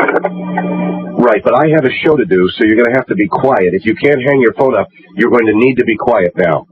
Say what? I said I have another 45 minutes of a show to do, so if you're going to leave your phone off the hook, you're going to need to be quiet. Don't tell me to be quiet. Well, I'm going to ask you to be quiet, otherwise I can't do this. Or hang your phone up. Well, I've been trying to hang the phone. I can't. Why can't? You say you're on Parkinson's medication, correct? Yes, right. Oh, shoot. Okay, did you just lay it on the counter? No, I hung it up. No, I don't think you did. I don't know why. Because you're still talking to me. All right, look, I don't know. Mike, get on the phone and help her out, please. 1-800-449-8686. I'm hearing you over the radio. I understand that, dear, but you're still not being able to... 1-800-449-8686, Phil Hendrie Show. KFI AM 640, more stimulating talk radio. And we're talking in the first hour of our show about what I think is a very historically interesting edition of Playboy magazine. Notice I don't talk a lot about Playboy, but this is their collector's edition. Not that I think it's bad. I don't read it because it just... So, some guy went out, he registered philhendrie.com and has that name. Gives the offshot that maybe I'd pay for it. Maybe I would actually give this guy money for my name, which we did not do. We went ahead and used philhendrieshow.com. So now, whoever owns philhendrie.com, the thing's going to sit there and rot for the rest of his life. Nobody else is going to buy it. Nobody else can use it, because if they do, it's right. Can I sue? I think I can. And the same thing goes for a lot of these different names. I mentioned about drugs.com. Someone owned that. Somebody else, I think, had actually gone out and registered another large corporation's name, like Honeywell or something. The guy wound up making hundreds of thousands of dollars. Wendy's.com. How much they pay for that?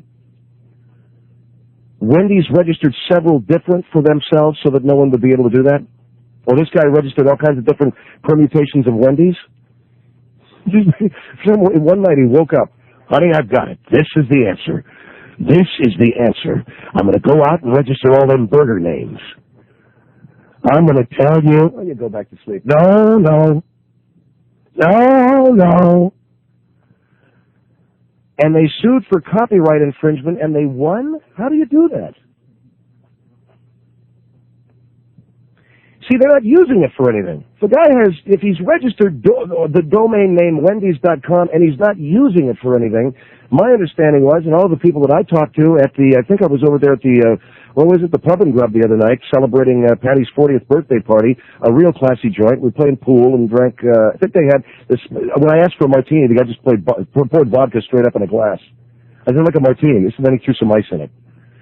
So we were sitting around talking about it, and everybody seemed to agree that they can register your name, they just can't use it. They can register it, they can't use it. If they're not using it, but they own it, not a sweat.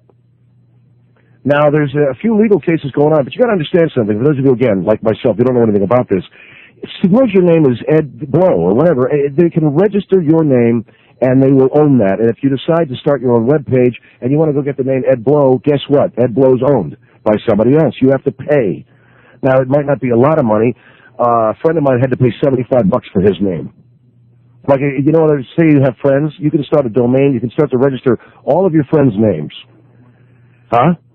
Someone has your name, Mike Crozier? No, is it a friend of yours? Just some guy found your name in a phone book and registered it? You got to be putting me on, man. The guy went down right to the Mike and Michael Crozier registered it. Now you can't use it. So, in other words, you're going to have to go out, and I don't know how much it would cost you. But it might cost like $7,500, something like that. I don't know what anybody would demand for my rotten name, but I decided to just circumvent it. Now, most people don't register the names, but corporations' names are trademarked. Where did you learn that? Somebody just called me with that information? I got a big news flash for everybody that it's never been challenged in court. You could register IBM.com, you could register Honeywell.com, you could register McDonald's, you could register any of these names as, domain names, register them, own the names, and somebody's going to come along and pay you for them, and nobody's ever challenged this in court. Now, my understanding is that somebody's going to start doing this, not that it matters to me, because like I said, what the hell, you just do like Phil.com or PhilShow.com. We got around it that way. I don't need it. I don't need my name, not that bad. Wendy's challenged this guy, and they won. And what did he do? He registered Wendy's, Wendy's Burger, Wendy's Bad Burgers, Wendy's Makes Lousy Hamburgers.com, Wendy's Makes Lousy Hamburgers.com, and they got to have that. They sued the guy for that. Dave and Wendy's, how about Dave.com? Anything.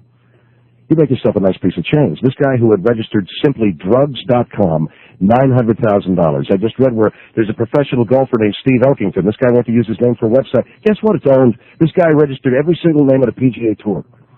Can't use them now. They got to go to SteveElkingtonSucks.com or something. Anything that's just a permutation off of that name, so that they can start using it. Otherwise, you're going to wind up paying the guy what?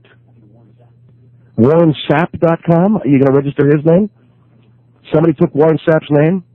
They're not around anymore, but they took his name. So what? Big99.com. Warren Sapp has a webpage. I'm going to look that one up. Warren Sapp, and he's pissed. Warren Sapp went to start his own webpage. Somebody's got his name, so now he's pissed. So now he's Big99.com. Good going. Legally, my understanding is there's nothing you can do about it. Anybody out there do this? Or has anybody out there tried to get your name or start a web page with your name and you found out that somebody else owned it? Like your name could be anything, like Eddie Smith, Little Eddie Smith, Little Ian Anderson, anything. And they own the name, and they've got the copyright to this thing. You can't do anything with it. Now, the argument that I made was simply, how come they get to use my name? In other words, what if they put it up Phil Hendrie Restaurant? Well, then they're making money. What are they making money? They're going to make money off of my name if I have to buy it back. So, how can that be legal? I bet you it's not, and no one has ever taken anybody to court on the thing. When you're running around, you're registering like my mother's maiden name, Marjorie Crow.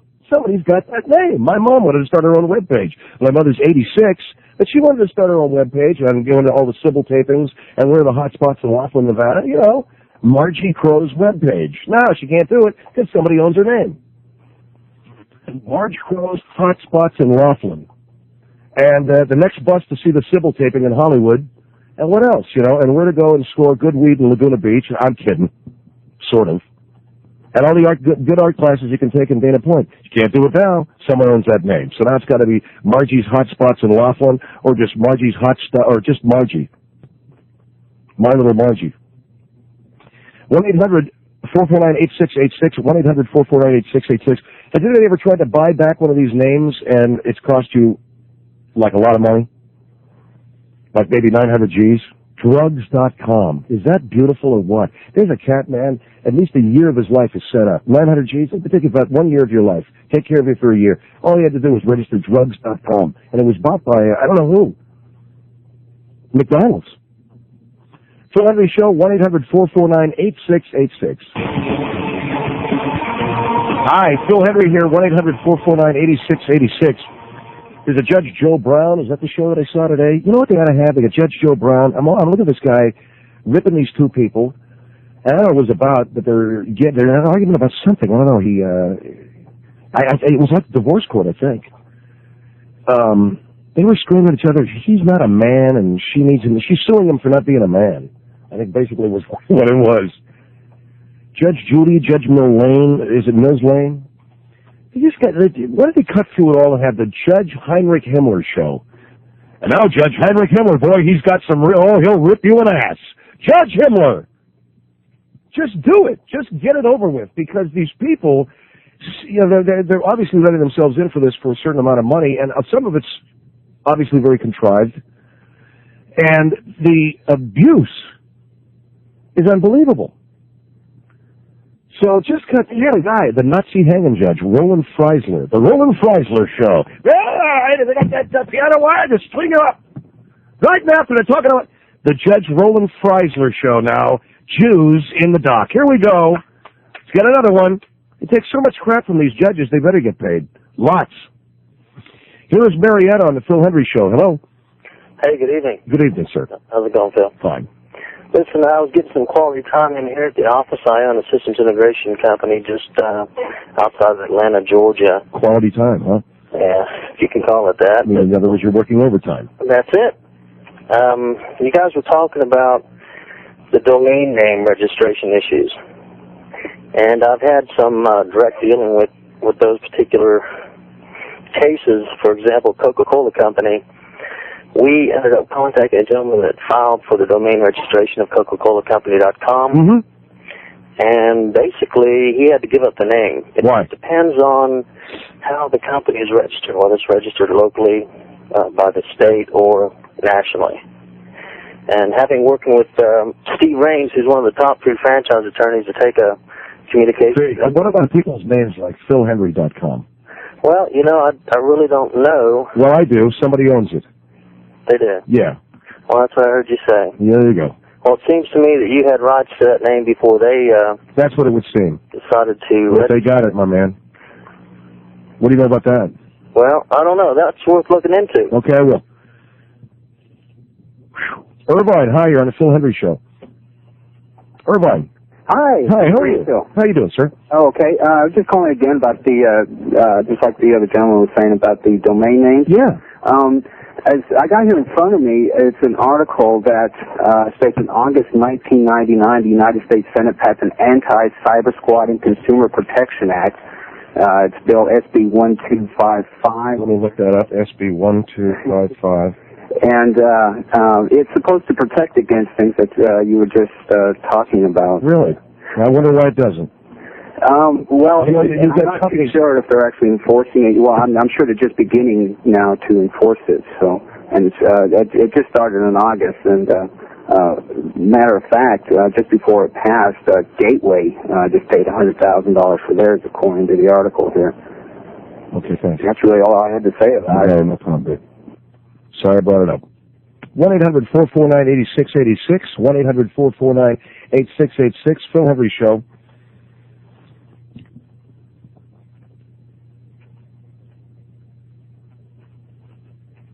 No, we're not going to a break, local stations. Don't worry about it, okay? All of a sudden, board ops across America woke up, all 5 of them, and went, oh, Jesus! Atlanta, hi, you're on the Phil Hendrie Show. Hi, how are you? Is this Atlanta? Yes, sir. How are you? Hi. I had just have another quick question or a quick comment about the domain names. The reason it's not illegal for people's names is because there may be another Phil. Is it? How about Phil Hendrie? I'm a first-time caller, so I don't... Yes, sir. My name is Phil Hendrie.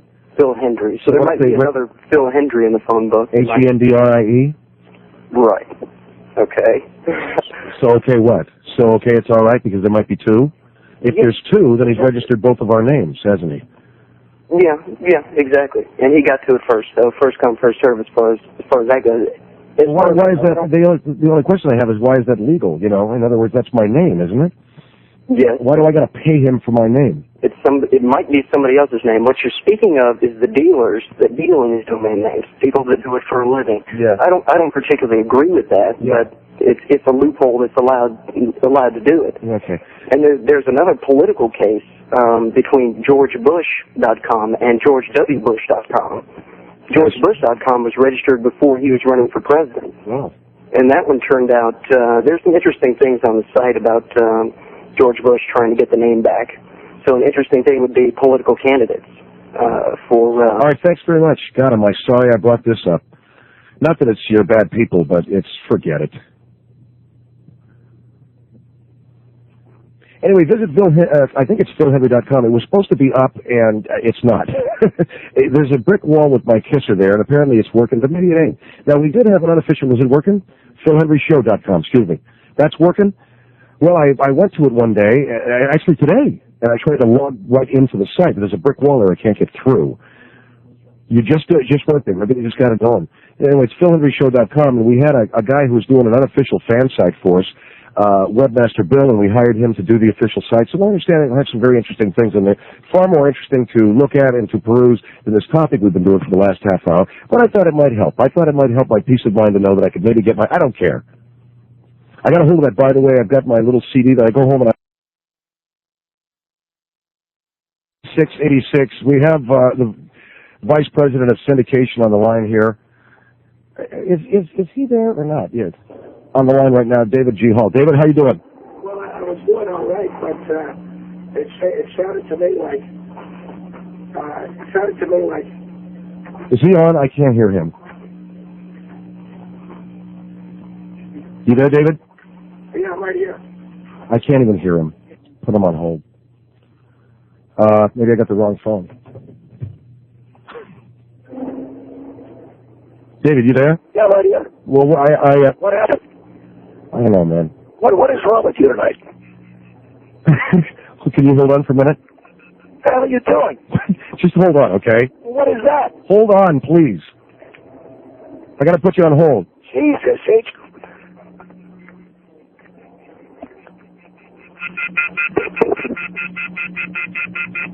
Okay, that's better. What are you doing, for Christ's sake? Hold on. What am I hearing in my ear? Okay, we got it. You got what? You know, let me tell you something. I'm sitting there listening.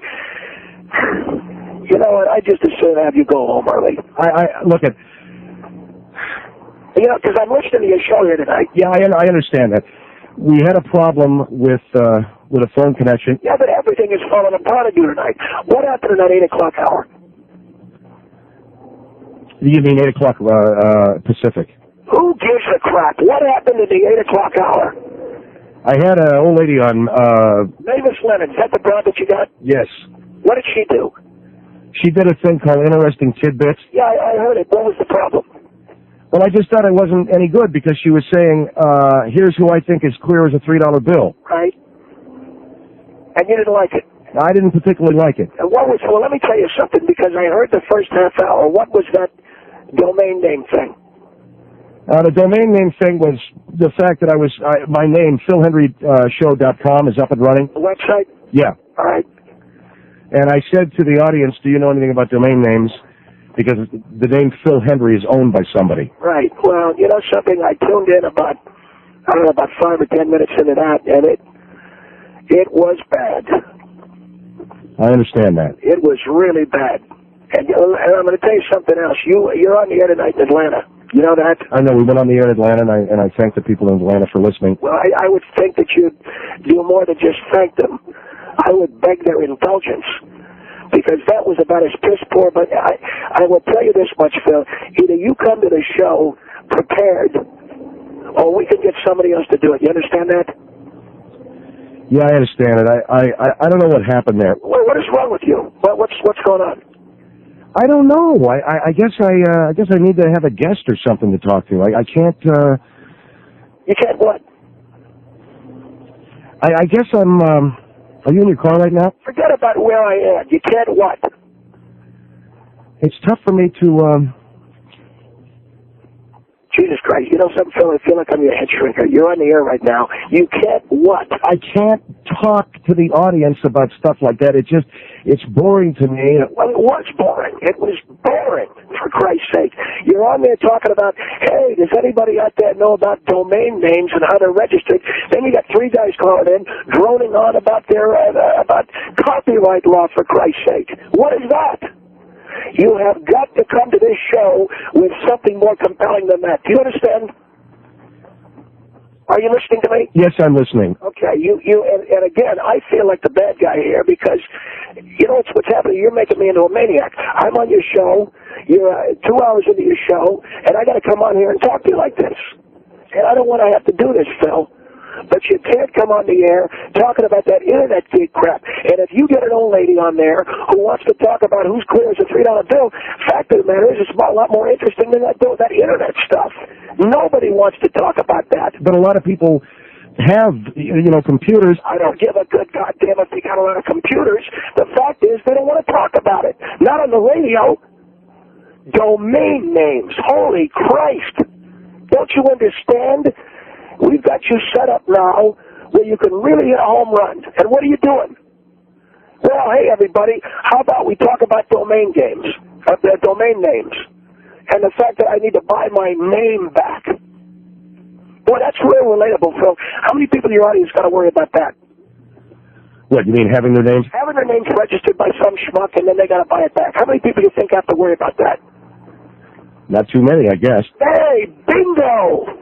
Everything I talk to you about, make it relatable. You know what you're doing tonight? You know you're supposed to swing for the fences? You ain't even swinging. You're laying down bunts. You're laying down bunts and you're not legging them out. Not only are you laying down bunts, you ain't beating the throw to first. You're out. And again, Phil, I talked to you about this. Now, what was this old lady smacking you around? That was the old lady. What old lady? That was the old lady who was doing the... Was doing that Mavis Leonard thing? Yeah. Was that her? Yeah. And she's in the studio smacking you? Yeah. I don't know what to tell you. You know, honest to God, I don't know what to... Have you got anything to do this hour? Yeah, we're going to have a guy on to talk about the...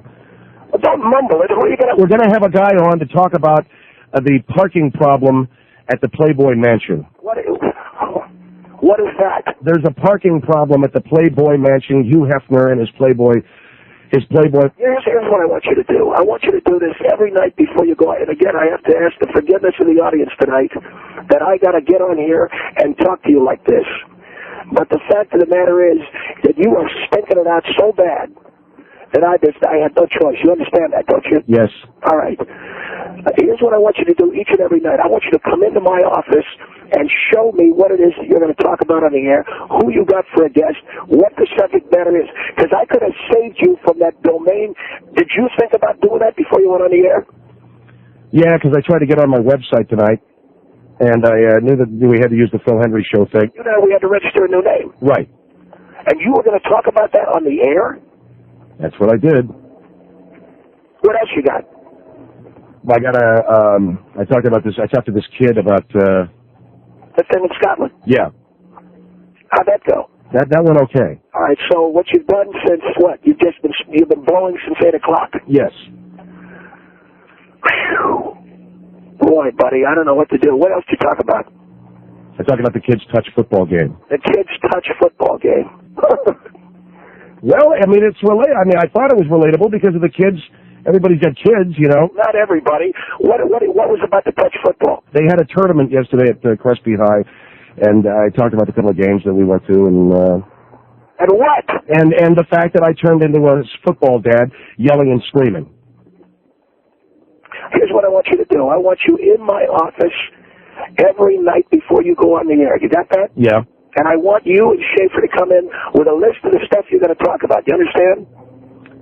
Do you understand? Yes, I do. And I want to go over this stuff, topic by topic, and I'm going to throw out what I don't think is strong, and I'm going to keep what I think is strong. Do you understand? Yes, I do. All right, Phil, because it's the only way we can work this. Because I can't turn my radio on and listen to you talking to a bunch of jackasses about domain names. I can't do it. Well, it's not the caller's fault, okay? Oh, I know that. They're only doing what you want them to do. When you say, let's talk about domain names, you're going to get a bunch of boring jackasses calling in about domain names. And copyright law, for God's sake. That is not interesting. Right. You got it? Yes. All right, go ahead. Okay, go to the break. Okay, Phil Hendrie Show, 1-800-449. What are you doing after the break? I got the guy on with the Playboy Mansion. All right, go ahead. Phil Hendrie Show, 1-800-449-8686. Phil Hendrie Show and 1-800-449-8686.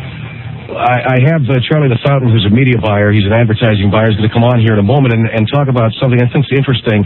If you would believe this or not, there is a parking problem at the Playboy Mansion in Los Angeles where the neighbors are complaining about all the street parking. And we're going to talk about that, and I have to apologize to you as well because I think that the show has gotten a little bit out of control tonight. And I don't know whether Charlie is on the line or not. Charlie, you there? Philip, right here. I think that you've had an interesting program tonight. Well, you're very, very kind, but it's gotten a little bit out of control. From the standpoint of some of the things that I said, I think, and well, I don't think you were profane in any way. I think you were just being honest with the audience, and I think that you have every right, I think, to talk if you need to about what frustrates you. All right. Well, what the problem that's happened now is I've got my the VP of syndication on the line, David Hall, right? Yeah. David, you there? Yeah, I'm right here, Charlie, and this really doesn't concern you at all. Listening very, I guess, a third party, that's all. Right, but I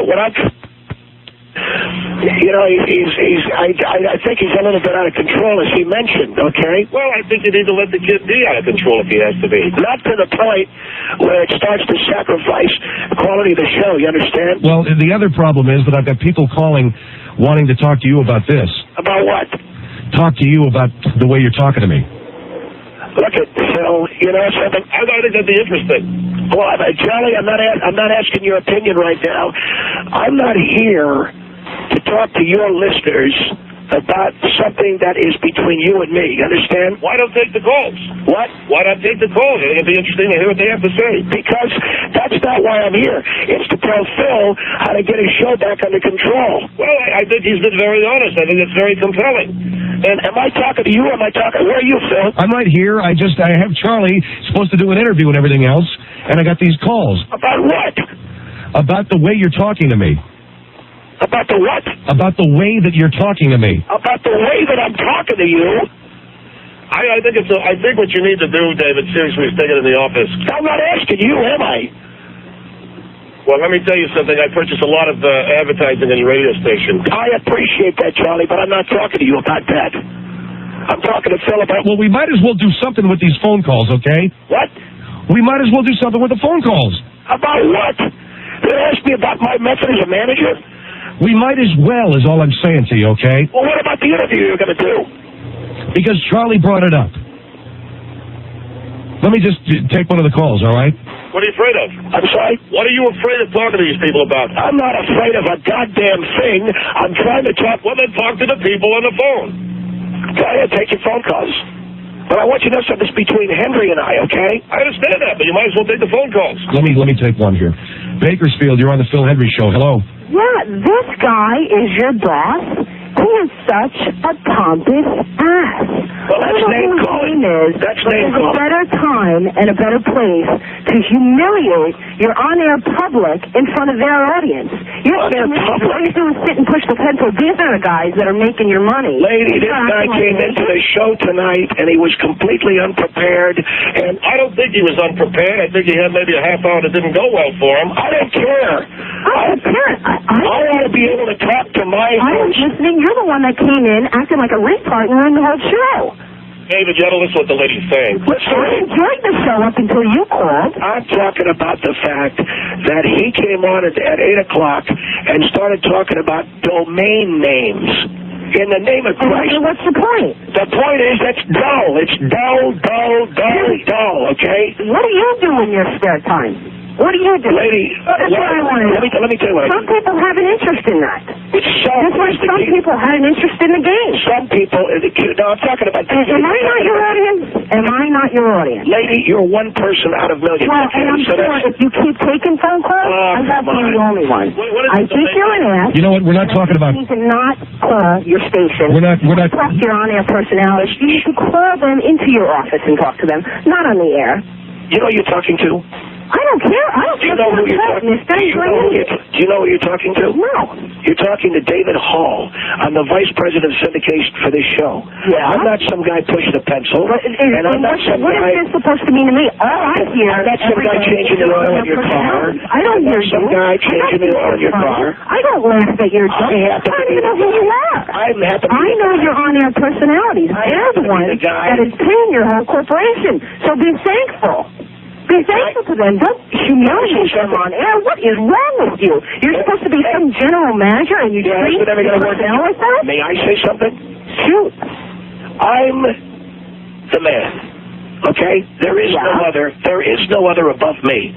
I'm the guy that calls the shots. And when I tell this host of mine that he's sucking all over the joint, that's the word of God, okay? Oh, David, you're really being stupid now. No, listen to me, Charlie. Wait, that's the word of God. Buddy, if you're so big and bad, that's right. You fire that boy and try to do his job, because I can guarantee you, just by speaking to you on the phone, you couldn't do a quarter of the job. Oh, you want me to fire him? You want me to fire him? You fire him, and your station's going down to 2. He's got 4 kids. The best personality. He's got 4 kids. He's got 4 kids and a wife. You want me to fire him? David, come on. I'll fire him. Personality. The blood wants me to fire you. And that would be the dumbest thing you ever did. The blood wants me to fire you. You want me to what? The blood? Yeah. That's right, you. Or what are you? Are you like... New York? I'm a guinea from New York. Let me jump in here, okay? I do a lot of business. I do a lot of advertising. I don't give a crap how much advertising you buy. You can take your advertising and shove it up your ass. What do you think of that? You know something? You are a rude bastard. Phil was talking from his heart about something, and you came on this program tonight and started talking like a complete idiot. What is this, me against the world here tonight? David, all she's saying is how appropriate it is the way you're talking to me, okay? I'm not interested. I'm trying to get you. Okay, here is Far City on the Phil Hendrie. Far City? Yes. What is that? It's a town in North Carolina. Far City? Yeah. Wow. Yeah, exactly. What's the problem? Well, it's just... the lady in Bakersfield there? Yeah. What, you got thrown up? Go ahead, sir, in Far City. Yeah. Far City, you're on the air. Right. I always wanted to call and tell you that was totally unprofessional what you did. I'm in broadcasting myself. You don't call a jockey or... cuss him out over the air. A national syndicated show, and you're talking about... I didn't cuss him out. I just said his show sucks. Well, I heard it, G. I did too. Yeah, I did too. Oh, come on. Well, I mean, there's certain things you do and there's certain things you shouldn't do, and you cross the line, especially with your God complex. Okay, hold the line, please. I got to take a break here, all right? Oh, you're cutting me off. Yes. Phil Hendrie Show. Phil Hendrie Show at 1-800-449-8686. Let me just talk to Charlie here. Charlie, you there? I'm right here, Phil. Charlie, can we do this tomorrow night? Absolutely. Dave? Charlie, no hard feelings, okay? Well, there's no hard feelings, but the way you're speaking to him. Charlie, you know, in your business as well as mine, you got to kick some asses, right? You have to kick some asses, but I think you have to do it in a way that is going to be that is going to be appropriate. All right. Well, you know what? You work your business. You work your side of the street. I'll work mine. But you know, there's no hard feelings, right? No, there's no hard feelings. I just think that you should let the kid do what he's going to do, and talk to him later about it. Okay. All right. Look, Charlie, thank you very much. No problem. David, you're still with us? Yeah, look at Phil. I don't want to be the bad guy here, okay? No, it's okay. I'm not saying anything, okay? It's just that we got calls here. I got this lady in Bakersfield. You there? Yeah, I'm here. And Forest City is there, okay? And what can I do for these people? Well, listen here, Mr. Rob. Is Forest City there? Yeah, I'm still here. Okay, sir, go ahead. I mean, we left off with you. Go ahead. What are we going to do tonight? We're going to defend Phil Hendrie. Is that it? Excuse me? That's what we're doing tonight? Let's defend Phil Hendrie? Well, I think an interesting shows. It's good talk. Good talk. This guy was on talking about URL addresses. That's not good talk radio. Well, that sucks. It's broadcasting and it's narrowcasting. Well, whatever. The people that want to listen is going to listen. The people that want to listen is going to listen. Exactly. Look, and that means that most of the audience is just tuned out. Well, you've got calls coming in, I'm sure, from everywhere. Look, kid, you know, no offense, but you know what? I've been in this business for over 20 years. And your point? You know what? Well, I know a little bit more about it than you do. Okay, but I know when somebody's on the air acting... Phil? Yeah. Didn't you tell me that it was your dream to have a syndicated radio show? Didn't you say that? Yes, I did. Didn't you say Dr. Laura gets to do it and Rush gets to do it? Why can't I? Didn't you say that? We talked about that, yeah. Now you've got one. And what did you do last hour? What did you do? It wasn't that good. You were sucking all over the place. And you asked me to tell you. I didn't know we were going to do it on the air, okay? Well, we're doing it on the air.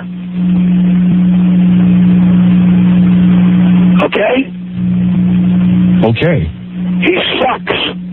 And I'm telling him. Well, I just think it's unprofessional. You should leave it for when he comes into your office. You don't call over the air. Hey, let me tell you something. He was talking about how crappy it was, not me. Well, people were still listening, or people wouldn't call in.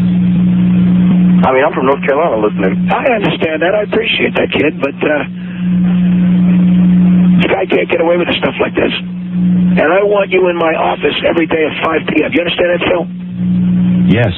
And you bring your show material. You got that? I got it. Thanks for your call, pal. No problem, bud.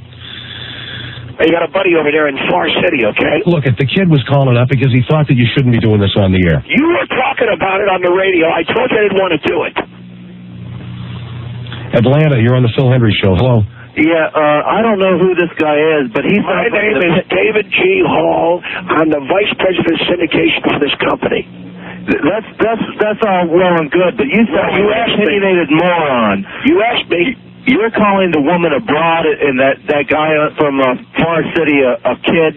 Well, he is. He's what is he, 19? Come on, the kid's just got out of broadcasting school. Why don't you go sit in the office and let Phil do his show? Because all you are, you're an opinionated moron is what you are. Yeah, my opinions count. They don't count. Yes, they do.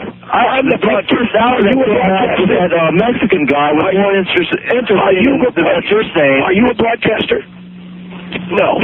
Was that other kid a broadcaster? No. Am I a broadcaster? Yes. Are you a broadcaster, Phil? I mean, yeah, answer the question. Are you a broadcaster? Yes. No, you're not. Not tonight, you're not. So the only broadcaster that I'm talking to, or that is on the air tonight, is me. You know what I'm talking about, don't you? I know that I asked you to tell me, and you know what? I don't know why I did what I did. It was a lousy half hour. Has the whole show sucked? I haven't heard that show. I've heard that show for the last hour and a half, and it blows. The only part of it that's been remotely interesting is when I got on here and started talking to you. To me, that's interesting. You're going to have to say something, Phil, okay? All right, I agree with you, yes. That half hour on the domain names and the URL addresses, it was lousy, and I said it was lousy, okay? And well, you need to get out of that stuff and get into something else. Well, I got into the old lady. Yeah, she's talking about, what, clear as a $3 bill, right? Yes, she was. And you didn't like it? No, not like it. I got this.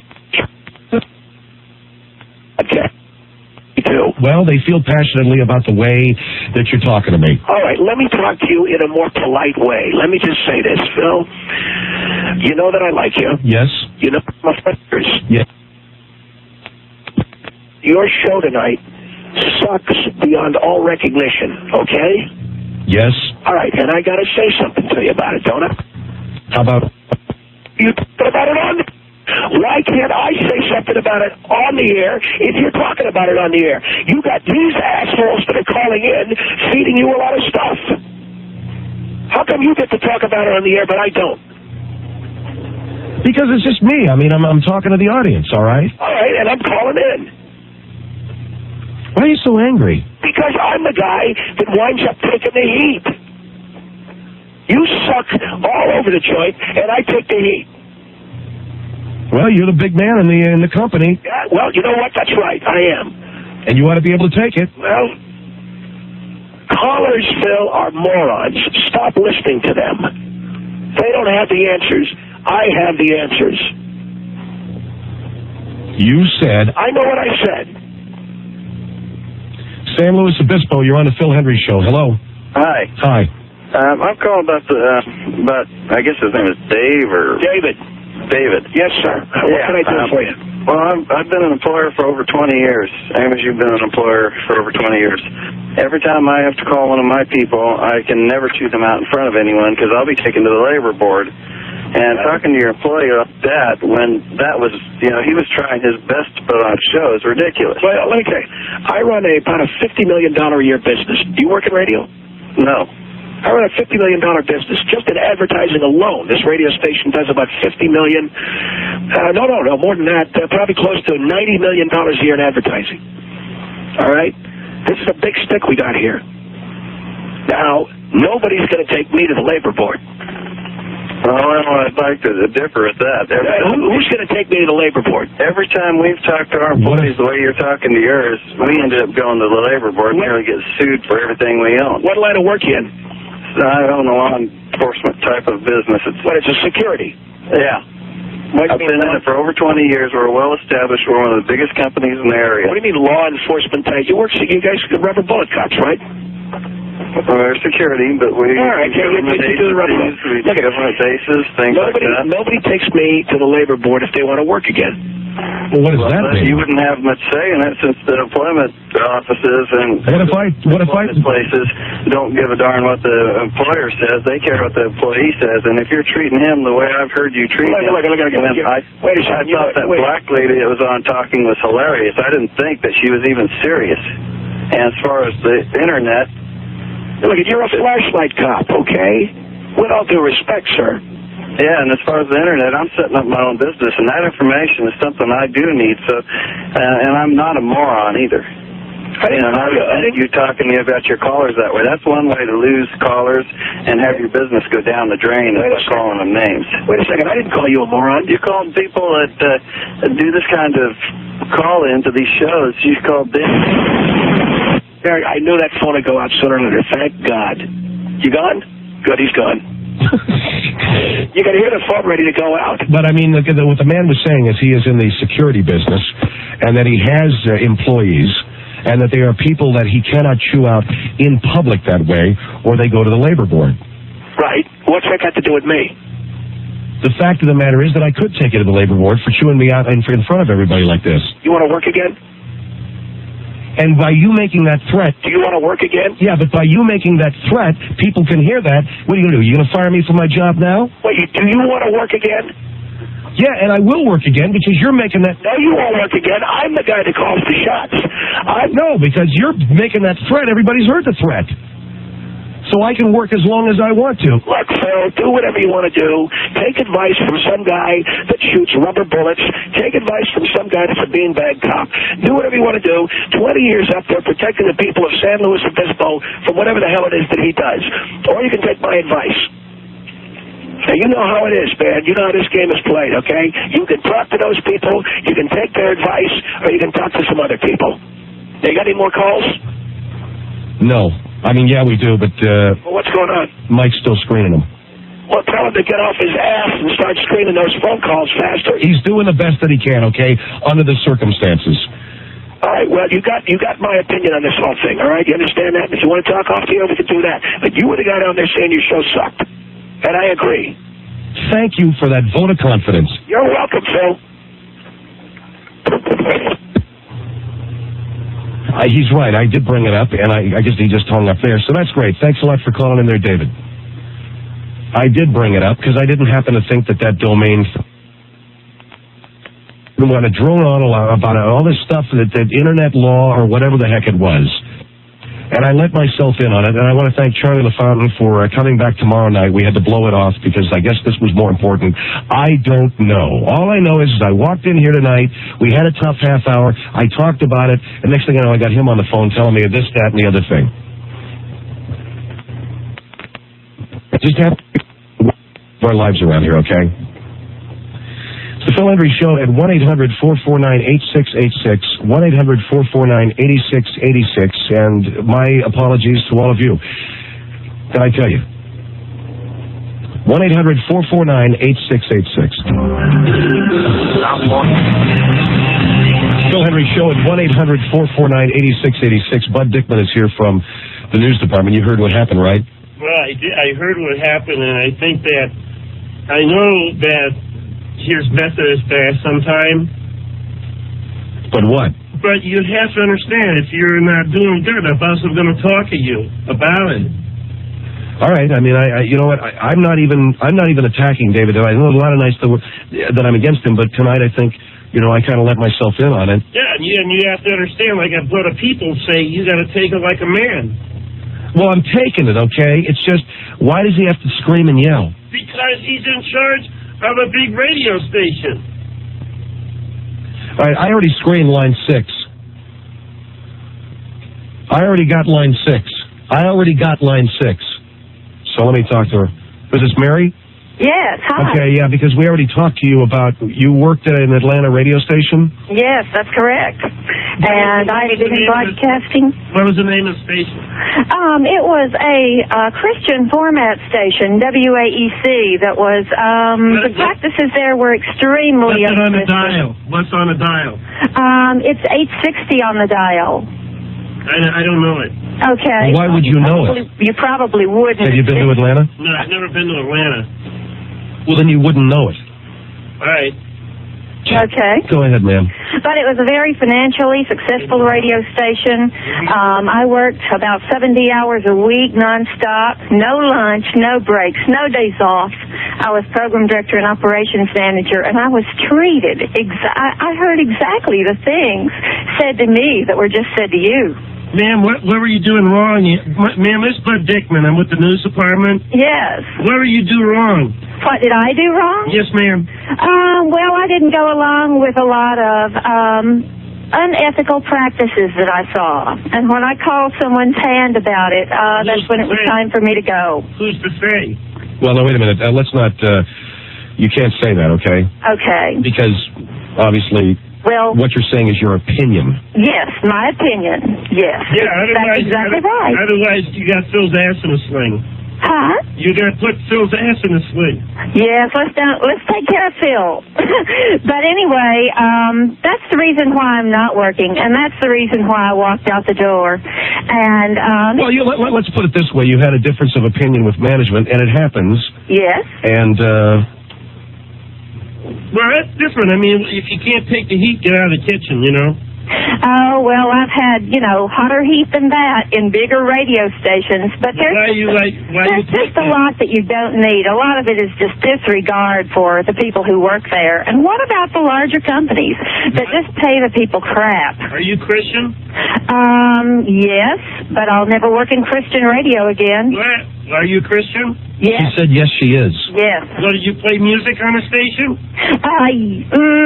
Yes, we did. Were you a disc jockey? Not at this station, no. I was strictly operations manager and PD. Oh, you're the program director? Yes, I was. So who fired you? Forget it, man. The general manager fired. What difference does it make, okay? I walked out. Did you play music? Because of rudeness. What kind of music you play on the station? Huh? What kind of music? You play Christian music? Yeah. That's why they fired you. Why? Because it sucks. You forget about that, man. She's got to play Christian music because it's a Christian stinking station. That was the format that we were told to play. I had no say-so. Did you say that they play that monk music? Huh? Did you play monk music? No. Now check it out. Here's what I say to Christian radio. Take it off and quit acting like a jackass, okay? All right, anyway, thanks for your call, man. Is that it? Is that all the phone calls we got? Do you understand what's going on here? I understand that you had a problem with a way that the boss was talking to you, but you don't understand something. He didn't need to do it because that's the way he do. Jesus. You know something, Bud? I wish you were the boss. Right. Because then you could just blather on. I wouldn't know what it was you were talking about. I'd just nod my head and go, Well, Phil, it's easy to take a shot like that, but it's important you understand that if Buddha's made. I don't understand what you're talking about, okay? Screw you. Oh, okay, that's very adult, all right? Hey, Phil. Yeah. Bud, just tell him to get off the air. Gerald saw me. What did he say? He said to get off the air. Will you speak his language? You bet. It's easy. What else, Bud? I am Bud, man. He said he's born to the Relive show. Me too.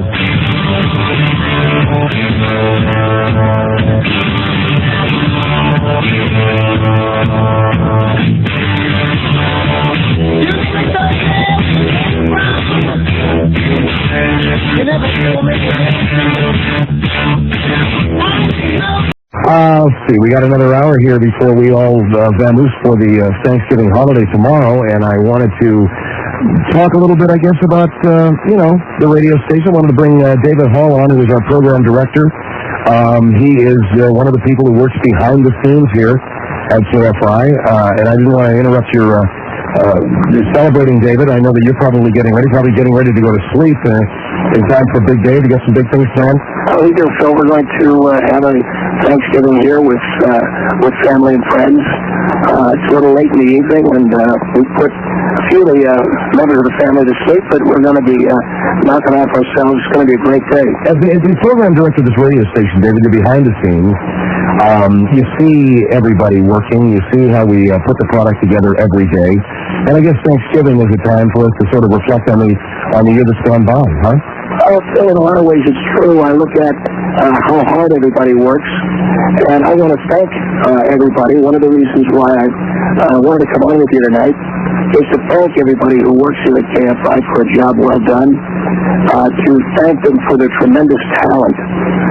Everyone that works here at the radio station, all kidding aside, does such a great job committing to what they do on the air. The people who I don't think get enough credit, the people who work behind the scenes. We have people who work in our programming department, people who work in our promotions department.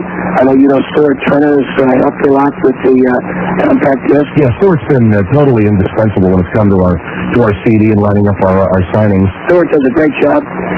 People in our news department, Terry Ray Elmer, Suzanne Watley, Michael Clark, Mark Austin Thomas is the best news director in town.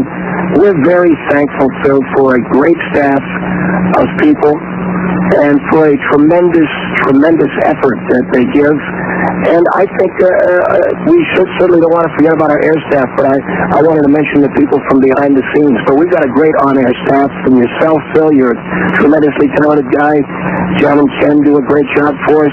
Rush Limbaugh and Dr. Laura and Tim and Neil, everybody, I think, and all of our weekend people, everyone puts out 150% every time they hit the door at the radio station, and we're appreciative of that. And as a program director and as a manager of people, you can only go so far in encouraging people to do the best job they can, and it's great to see people go above and beyond what you ask of them. I'm very, very thankful for that, and I'm very, very thankful for the opportunity that this radio station provided for me. What I wanted to do, Phil, is as long as I'm on the air with you here tonight, I would like to tell you what I'm the most thankful for, and I will do that after the news at 10:30, if that's all right with you. So all right, that's great. And maybe you can give us what you're most thankful for. All right, so after the news at 10:30, we will both say what we're most thankful for, huh? Right, and as a matter of fact, I was sitting here thinking during the news, I don't know what you got planned for the hour, but I think it would be an interesting thing to get people to call and say what they're thankful for.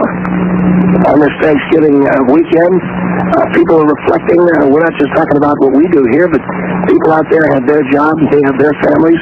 I think it'd be a fun thing to get people to call up and say what they're most thankful for this holiday season.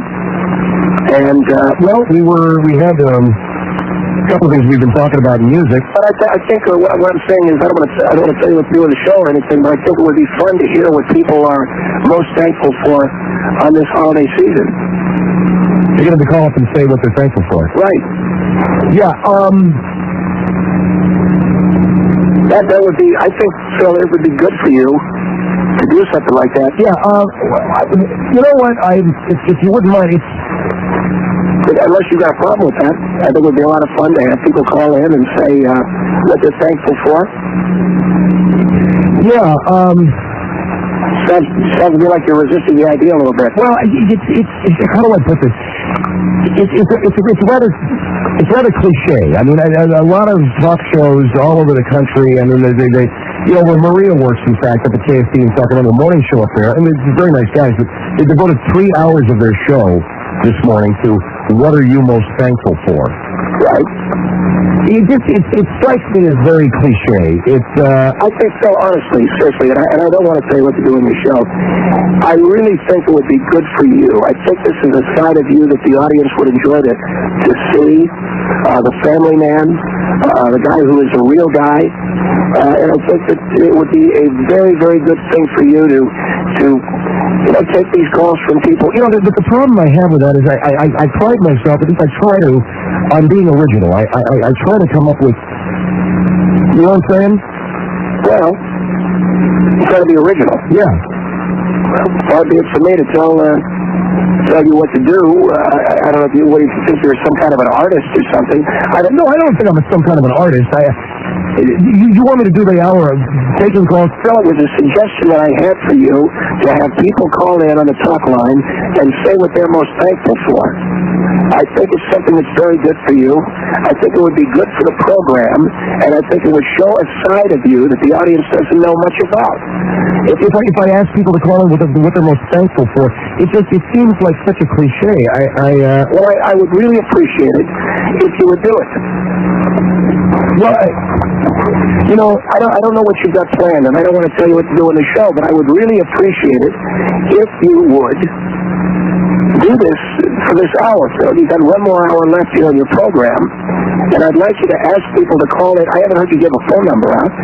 Well, I can give the phone numbers out. It's just telling people to call in and tell us what you're most thankful for is like such hack stuff. Well, here's what I'd like you to do. I'd like you to try it. Okay, I'd like you to have people call in and say what they're most thankful for on this Thanksgiving season at the numbers at 1-800-5201-KFI and 5201-KFI. Okay, you want me to... I want you to encourage people to call in and say what they're most thankful for. I have to tell you, David, it's a very cliche thing. It's done thousands of times.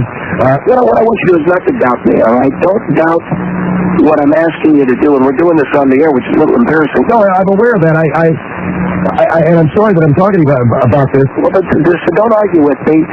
Do me this favor. Get people to call in and say what they're most thankful for this Thanksgiving season. Yeah, but it's a cliche. I would rather not. I'm asking you to do it, and I'm asking you to do it now. To come on the air. I haven't heard you give a phone number out. All right, I'll give it a phone. The phone number is 1-800-5201-KFI for Orange County, 5201-KFI in LA County. Asking people to call and say what they're most thankful for is just such stale stuff. Well, Phil, you're characterizing an idea that I have as stale. I'm the program director of the radio station. I think I've been successful programming the station. Now, I want you to ask people to call in with this. And I want to apologize to listeners. I didn't mean to do this on the air.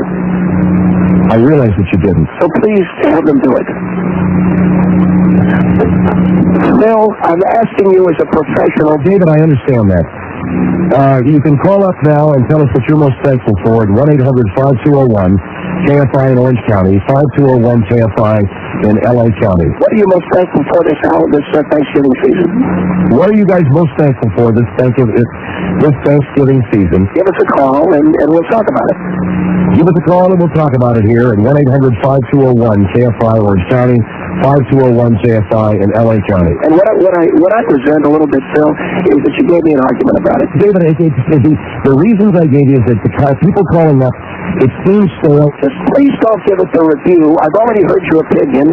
Get these people to call in about what they're most thankful for. Get them on the phone, get me a break, and do it now. We're on the air right now. I'm aware that we're on the air, Phil, and I didn't want to have to do this on the air. And if you hadn't given me an argument about it, we wouldn't be doing it on the air. Now, we want people to call in. Hey, I'm David Hall. I'm the program director of this radio station. We'd like you to call in to the Phil Hendrie Show and tell us what you're most thankful for this Thanksgiving season. And I don't believe I should have to do that, and I just did it. Do it.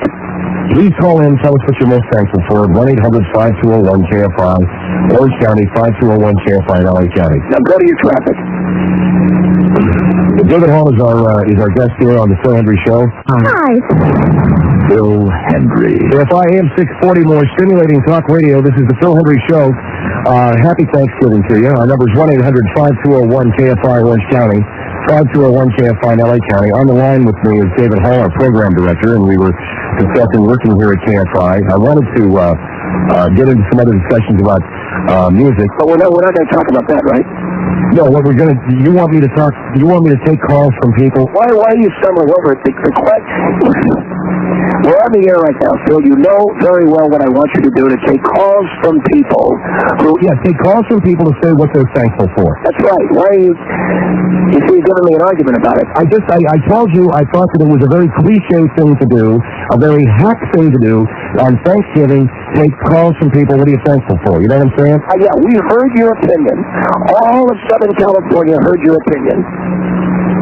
I heard your opinion. And you still want me to do it? That's what I said to you before the break. That's what I'm saying to you now. Get some of these people on the phone and find out what they're thankful about. Are you going to do it? Yes, Antelope Valley on KFI AM 640. Hello. Yes. Yes, sir. Yeah, Phil, you tell David Hall, I don't have anything to be thankful about this Thanksgiving. I'll tell you why. I just lost my house at 4 o'clock. Then we don't want your call, sir. Beg your pardon? Then we don't want your call. Well, let me tell you what I got to be thankful about. Yeah, what are you thankful about? Here's what I'm thankful about. 5 days, I got to move my family out on the street. Good. Just lost my house to foreclosure. Okay. I'm working 90 hours a week. I get paid for 40. Okay. Okay, I'm thankful for that. You know, my mother died last Thanksgiving. And you're thankful for that? Well, I'm thankful that it was last Thanksgiving and not this Thanksgiving. Right. Because I got enough going on this Thanksgiving. Mm-hmm. You know? The you know what else?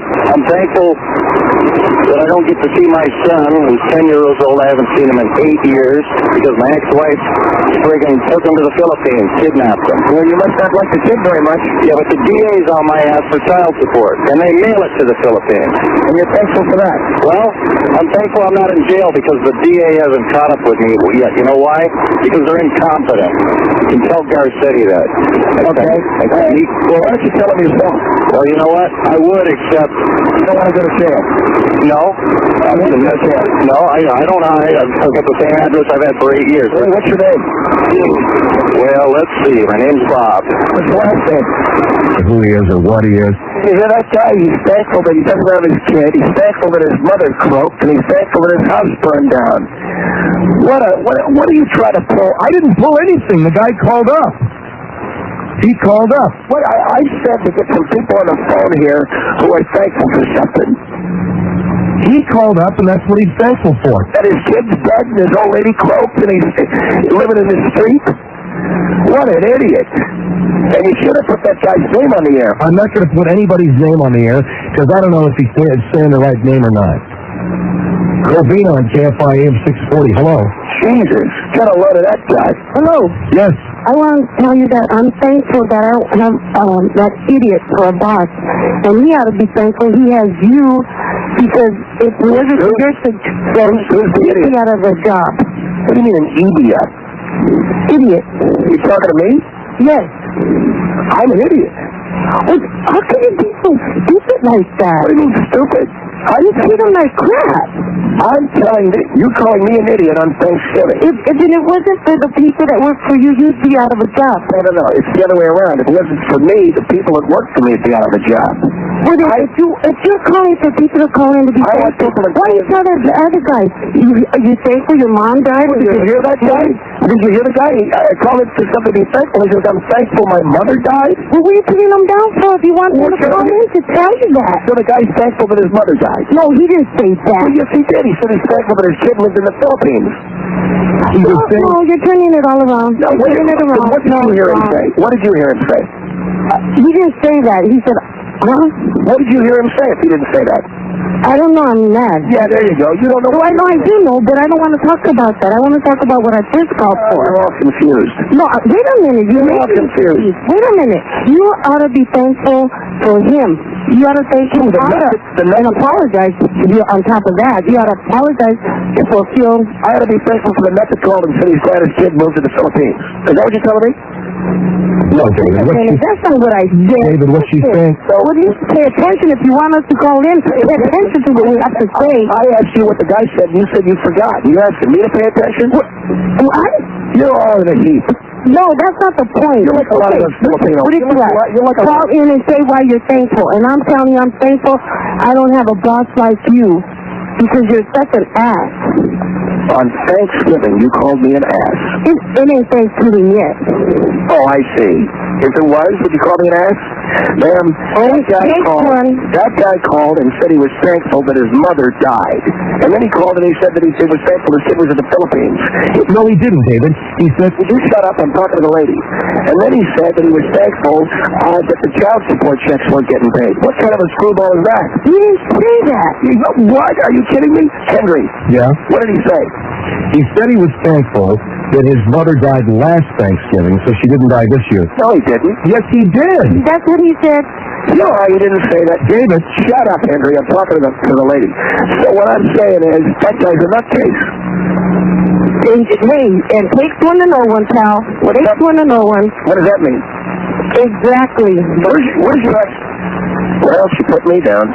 Hung up on me and everything. Well, frankly, I don't blame her because you're asking me. I'm asking you to get some people on the phone who are thankful about something, not some screwball who wishes his house burned down. And that lady hung up at me on Thanksgiving Eve. David, this is not going well, okay? What I wanted to do... I don't care what you wanted to do. Give out the phone numbers and tell them why. Tell them why. 1-800-5201-KFI in Orange County, 5201-KFI in LA County. You know, I'm upset now, and you know how much I hate being upset. You know that it makes me angry. I understand. And please call in with what you are thankful for on this Thanksgiving. 1-800-5201-KFI, Orange County, 5201-KFI in L.A. County. Phil Hendrie Show, KFI, AM 640. We're stimulating talk radio. Don't give me the exasperation. You're going to do well. This is a great hour. This has legend written all over it, okay? Give it a chance. Right, okay. Phil Hendrie. Hi. Phil Hendrie. KFI AM 640, more stimulating talk radio. This is the Phil Hendrie Show. David Hall, our program director, is on the phone. It is Thanksgiving, and I was talking to David about, the radio station, and we were going to continue our discussion about... Are you going to get into the... David, I just wanted to reset the hour, okay? You don't need to tell everybody about how you were going to do music or whatever you were going to do. The hour is have people call in and talk about what they're thankful for. You don't need to reset it or anything else. I simply wanted to say... Yeah, we don't care. We don't care. Now, what time is it? 10:37. I was going to give people what I'm most thankful for. All right? You know what you're doing, Phil? What? You're screwing up the potential of this hour. David, I just think that the idea of having people call up and say what they're thankful for is a little cliche, that's all. I don't give a damn about your opinion.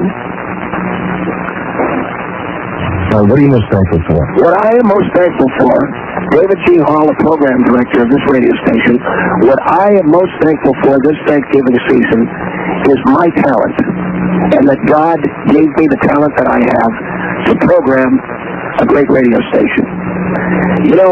Some men, as the saying goes, Phil, have greatness thrust upon them. And some men go out and find greatness. In my life, I went out and I found greatness. I'm very, very thankful for the power that I have to shape and to mold a radio station the way I want to. That kind of power, Phil, doesn't easily come to people. It only comes to people who have the talent and the ability to use it. And so, yes, I'm very thankful to God that He made me the way I am. Extremely talented, extremely intelligent. I thank God that I have pretty good looks. And I thank Him for the tremendous power that I have shaping and molding a great radio station. I thank God for giving me the talent to be a winner, to have a winning radio station. And I thank God most of all for the fact that I've been able to do all of this and be pretty good looking too. I mean, you've seen me. What do you think? What I think of what? You're good looking? Yeah. Yes, you're a handsome guy. Yeah, see? I think I'm handsome. I don't know. Some people may not, right? But don't you think that I'm... Yes, David, you have a very pleasant face. You're asking a guy here, okay? Well, I'm asking you, do you like the beard? Because I grew the beard, and... Yes, the beard is very nice. You're a handsome man, okay? What do you want me to say to you? Well, don't be so... why are you being insulting? I'm not being insulting. You're a handsome guy. What about my ability as a program director? You're a very talented program director. Well, why am I having to pull teeth with you on this stuff? You're not pulling teeth. I mean, do you want me to go to some phone calls or... I want you to compliment me on my talent. You're very good at what you do. And you're a handsome man, and you're a kick-ass program director, okay? Listen to how begrudging you are. It's so sad, Phil, that you have to go through life so bitter. I'm not bitter, man. I feel embarrassed doing this hour, okay? Say you're thankful for what a good boss I am. What? I said to say you're thankful for what a good boss I am. You gotta be kidding me. I'm telling you right now, say you're thankful for me. You're telling me that... I'm telling you to say on the air right now how thankful that I'm your boss. Oh, can't do it, huh? Yeah, I'm very thankful that you're my boss. Who's your boss?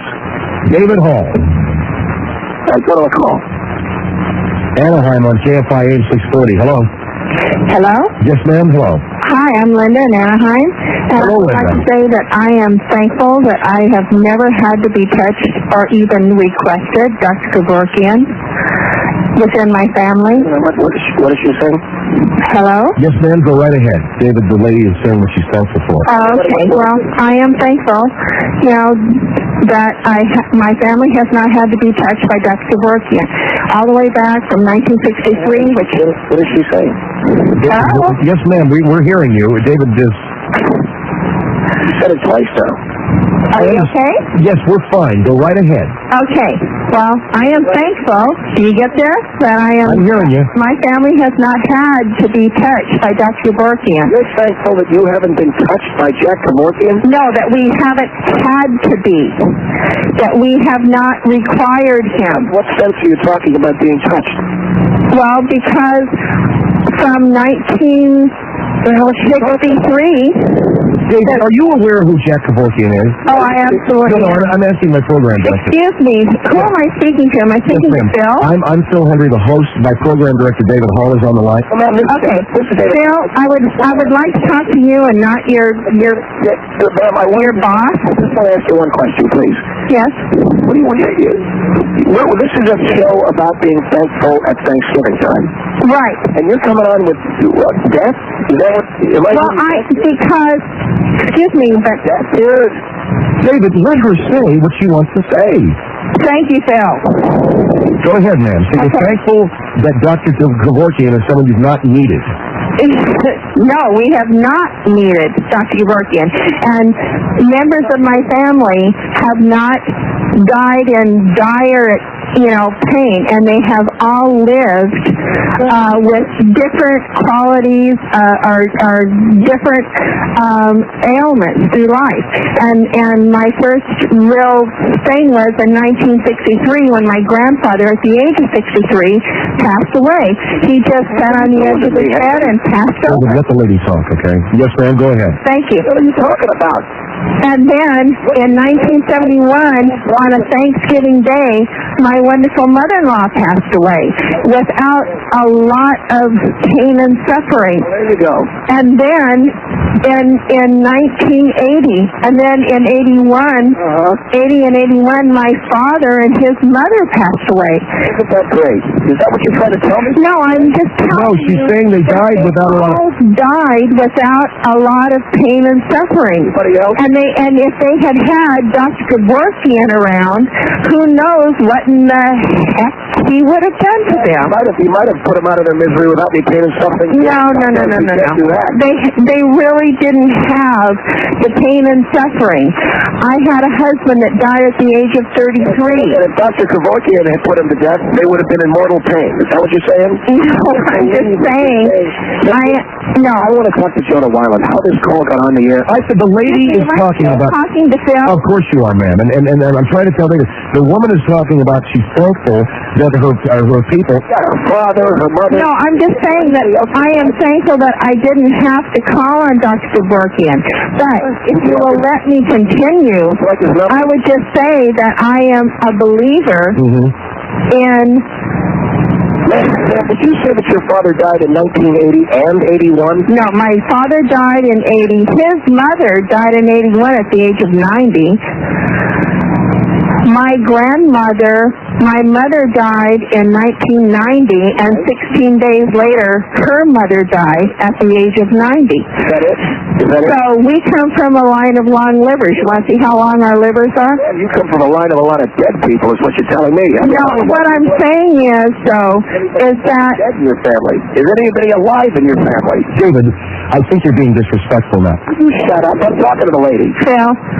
I think you're being disrespectful. I don't care what you're thinking. She's on here with a long list of dead people. A whole bunch of stuff. No, what I'm saying is, what I'm saying is that we have not had to call on anyone for Dr. Kevorkian. Does anyone remember the movie Soylent Green?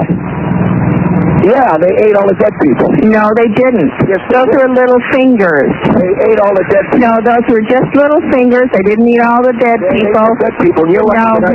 Tuesday was Soylent Green Day. But if you remember when people wanted to die, when they were through with, they couldn't cope anymore. Right. When they just couldn't deal with with their ailments or their family neglecting them. They went to this wonderful place that looked kind of like, an arena. Hang up on her. And why hang up on me? But I'm telling you something that is just beautiful. About a Charlton Heston movie, and I want to. Yes, it is a Charlton Heston movie, but what I'm saying is we are approaching this now. Eating your relatives. This is what we are approaching. We are approaching Soylent Green, where we can have people go and die in an atmosphere where they would really like to go to. That's what I'm talking about. Well, I didn't hear anything. You know what? I can't hear you because Edward G. Robinson died that movie. That's right. And he died with what he wanted. All right. And you know what they said? That this poor man, age of 52, 56, that had Lou Gehrig's disease. Are you guys going to listen? I got to ask you one question. Is there anybody in your family left alive? Well, I am. Okay, good. Thank God for that. Next call. David. Next call. Thank you very much, man. I don't think so. Call. I have more to say. You don't hang up on her. You're fired. Ma'am, I have more to say because I think that this is what we're going to. All right, hold on. Hold the line here, ma'am. She may still be talking. What are you trying to do to me? David, you asked for people to call up. I got a whole laundry list of stiffs from that broad. Now, I want Jonah Weiland on the line when you go to the break. Look, Jonah Weiland ought to be thankful he still got a job after that call. Look, David. I said I want him on the phone. Now go to a break. Whole laundry list of, what is that, the whole stiff, they didn't touch that, and then she's got Soylent Green thrown in? Are you trying to kill me? Go to the break. KFI AM 640, more stimulating talk radio. Phil Hendrie Show on KFI AM 640, more stimulating talk radio. I got chlamydia. Phil Hendrie. One thing we're thankful for around here is... I got chlamydia. All right, 1-800-5201-KFI, Orange County, 5201-KFI in LA County. Phil Hendrie Show with David Hall, my program director, and... did you get off the line with Bing? I talked to Bing. He's going to get some better phone calls on than that lady with her laundry list of stiffs from her family going back to 1971. I had an hour here that we were going to do about what you're thankful for, and he's loading the line up with stiffs. Give me a break. I told you I thought that talking about what we're thankful for is a cliche. It's not a cliche if you're professional enough to do it the right way. Now get another call on. Santa Barbara on KFI AM 640. Hello. Hello? Yes. I'm going to say that I'm thankful that I have a family to go home to for Thanksgiving, but it's totally a cliche to have us call in and say that, because why does it take a holiday to have people call up and say what they're thankful for? I think it's so ridiculous. All these shows have people call... That's not what I asked you to do. Yes, it is. You should call in and say what you're thankful for. And why does it take a holiday to have people call in and say what they're thankful for? I asked you to call in and tell me what a bad idea I had. I asked you to call and tell me what you're thankful for. Yeah, but I happen to agree. That I have a family to go home. Right, I happen to agree with what this lady's saying. Well, who's talking to you? Nobody's talking to you. I'm talking to the customer. I'm talking to him, and I'm saying that I agree with him, because I happen to agree. In the kind of world... You talking to me or you talking to him? No, in the kind of world that we live in, where there's not much positive going on, it's like, why do we want to make ourselves feel better by talking about what we're thankful for? Is that... Well, no, I have a question. What does Thanksgiving mean to you? Yeah, David, that's a very... Shut up and let me talk to her. No, what does Thanksgiving mean to you? Thanksgiving means to me where I can look in the mirror and say, thank you, God, for making me me. Yeah, but why does it take one day out of the year to have you feel like that? I don't understand. I feel that way all the time. I feel that way every day. How great I am. Every day I feel that way. So what does Thanksgiving mean to you? Thanksgiving means to me that I get to... So you can what? That is compelling radio.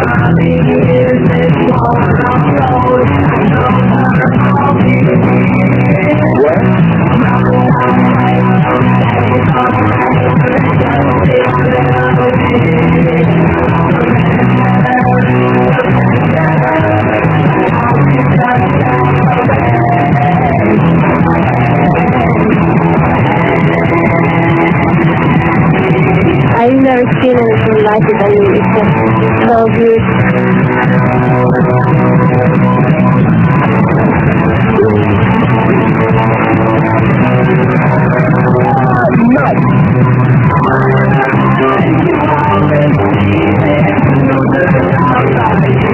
Happy Thanksgiving.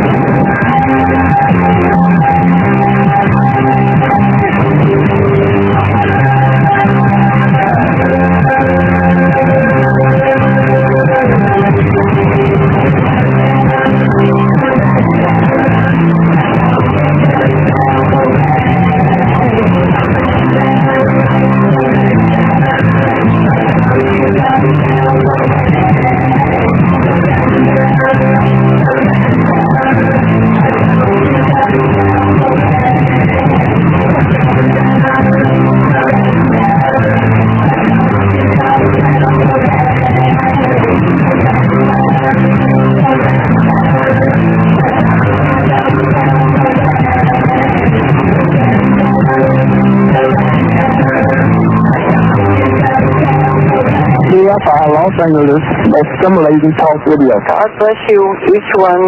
We love you dearly.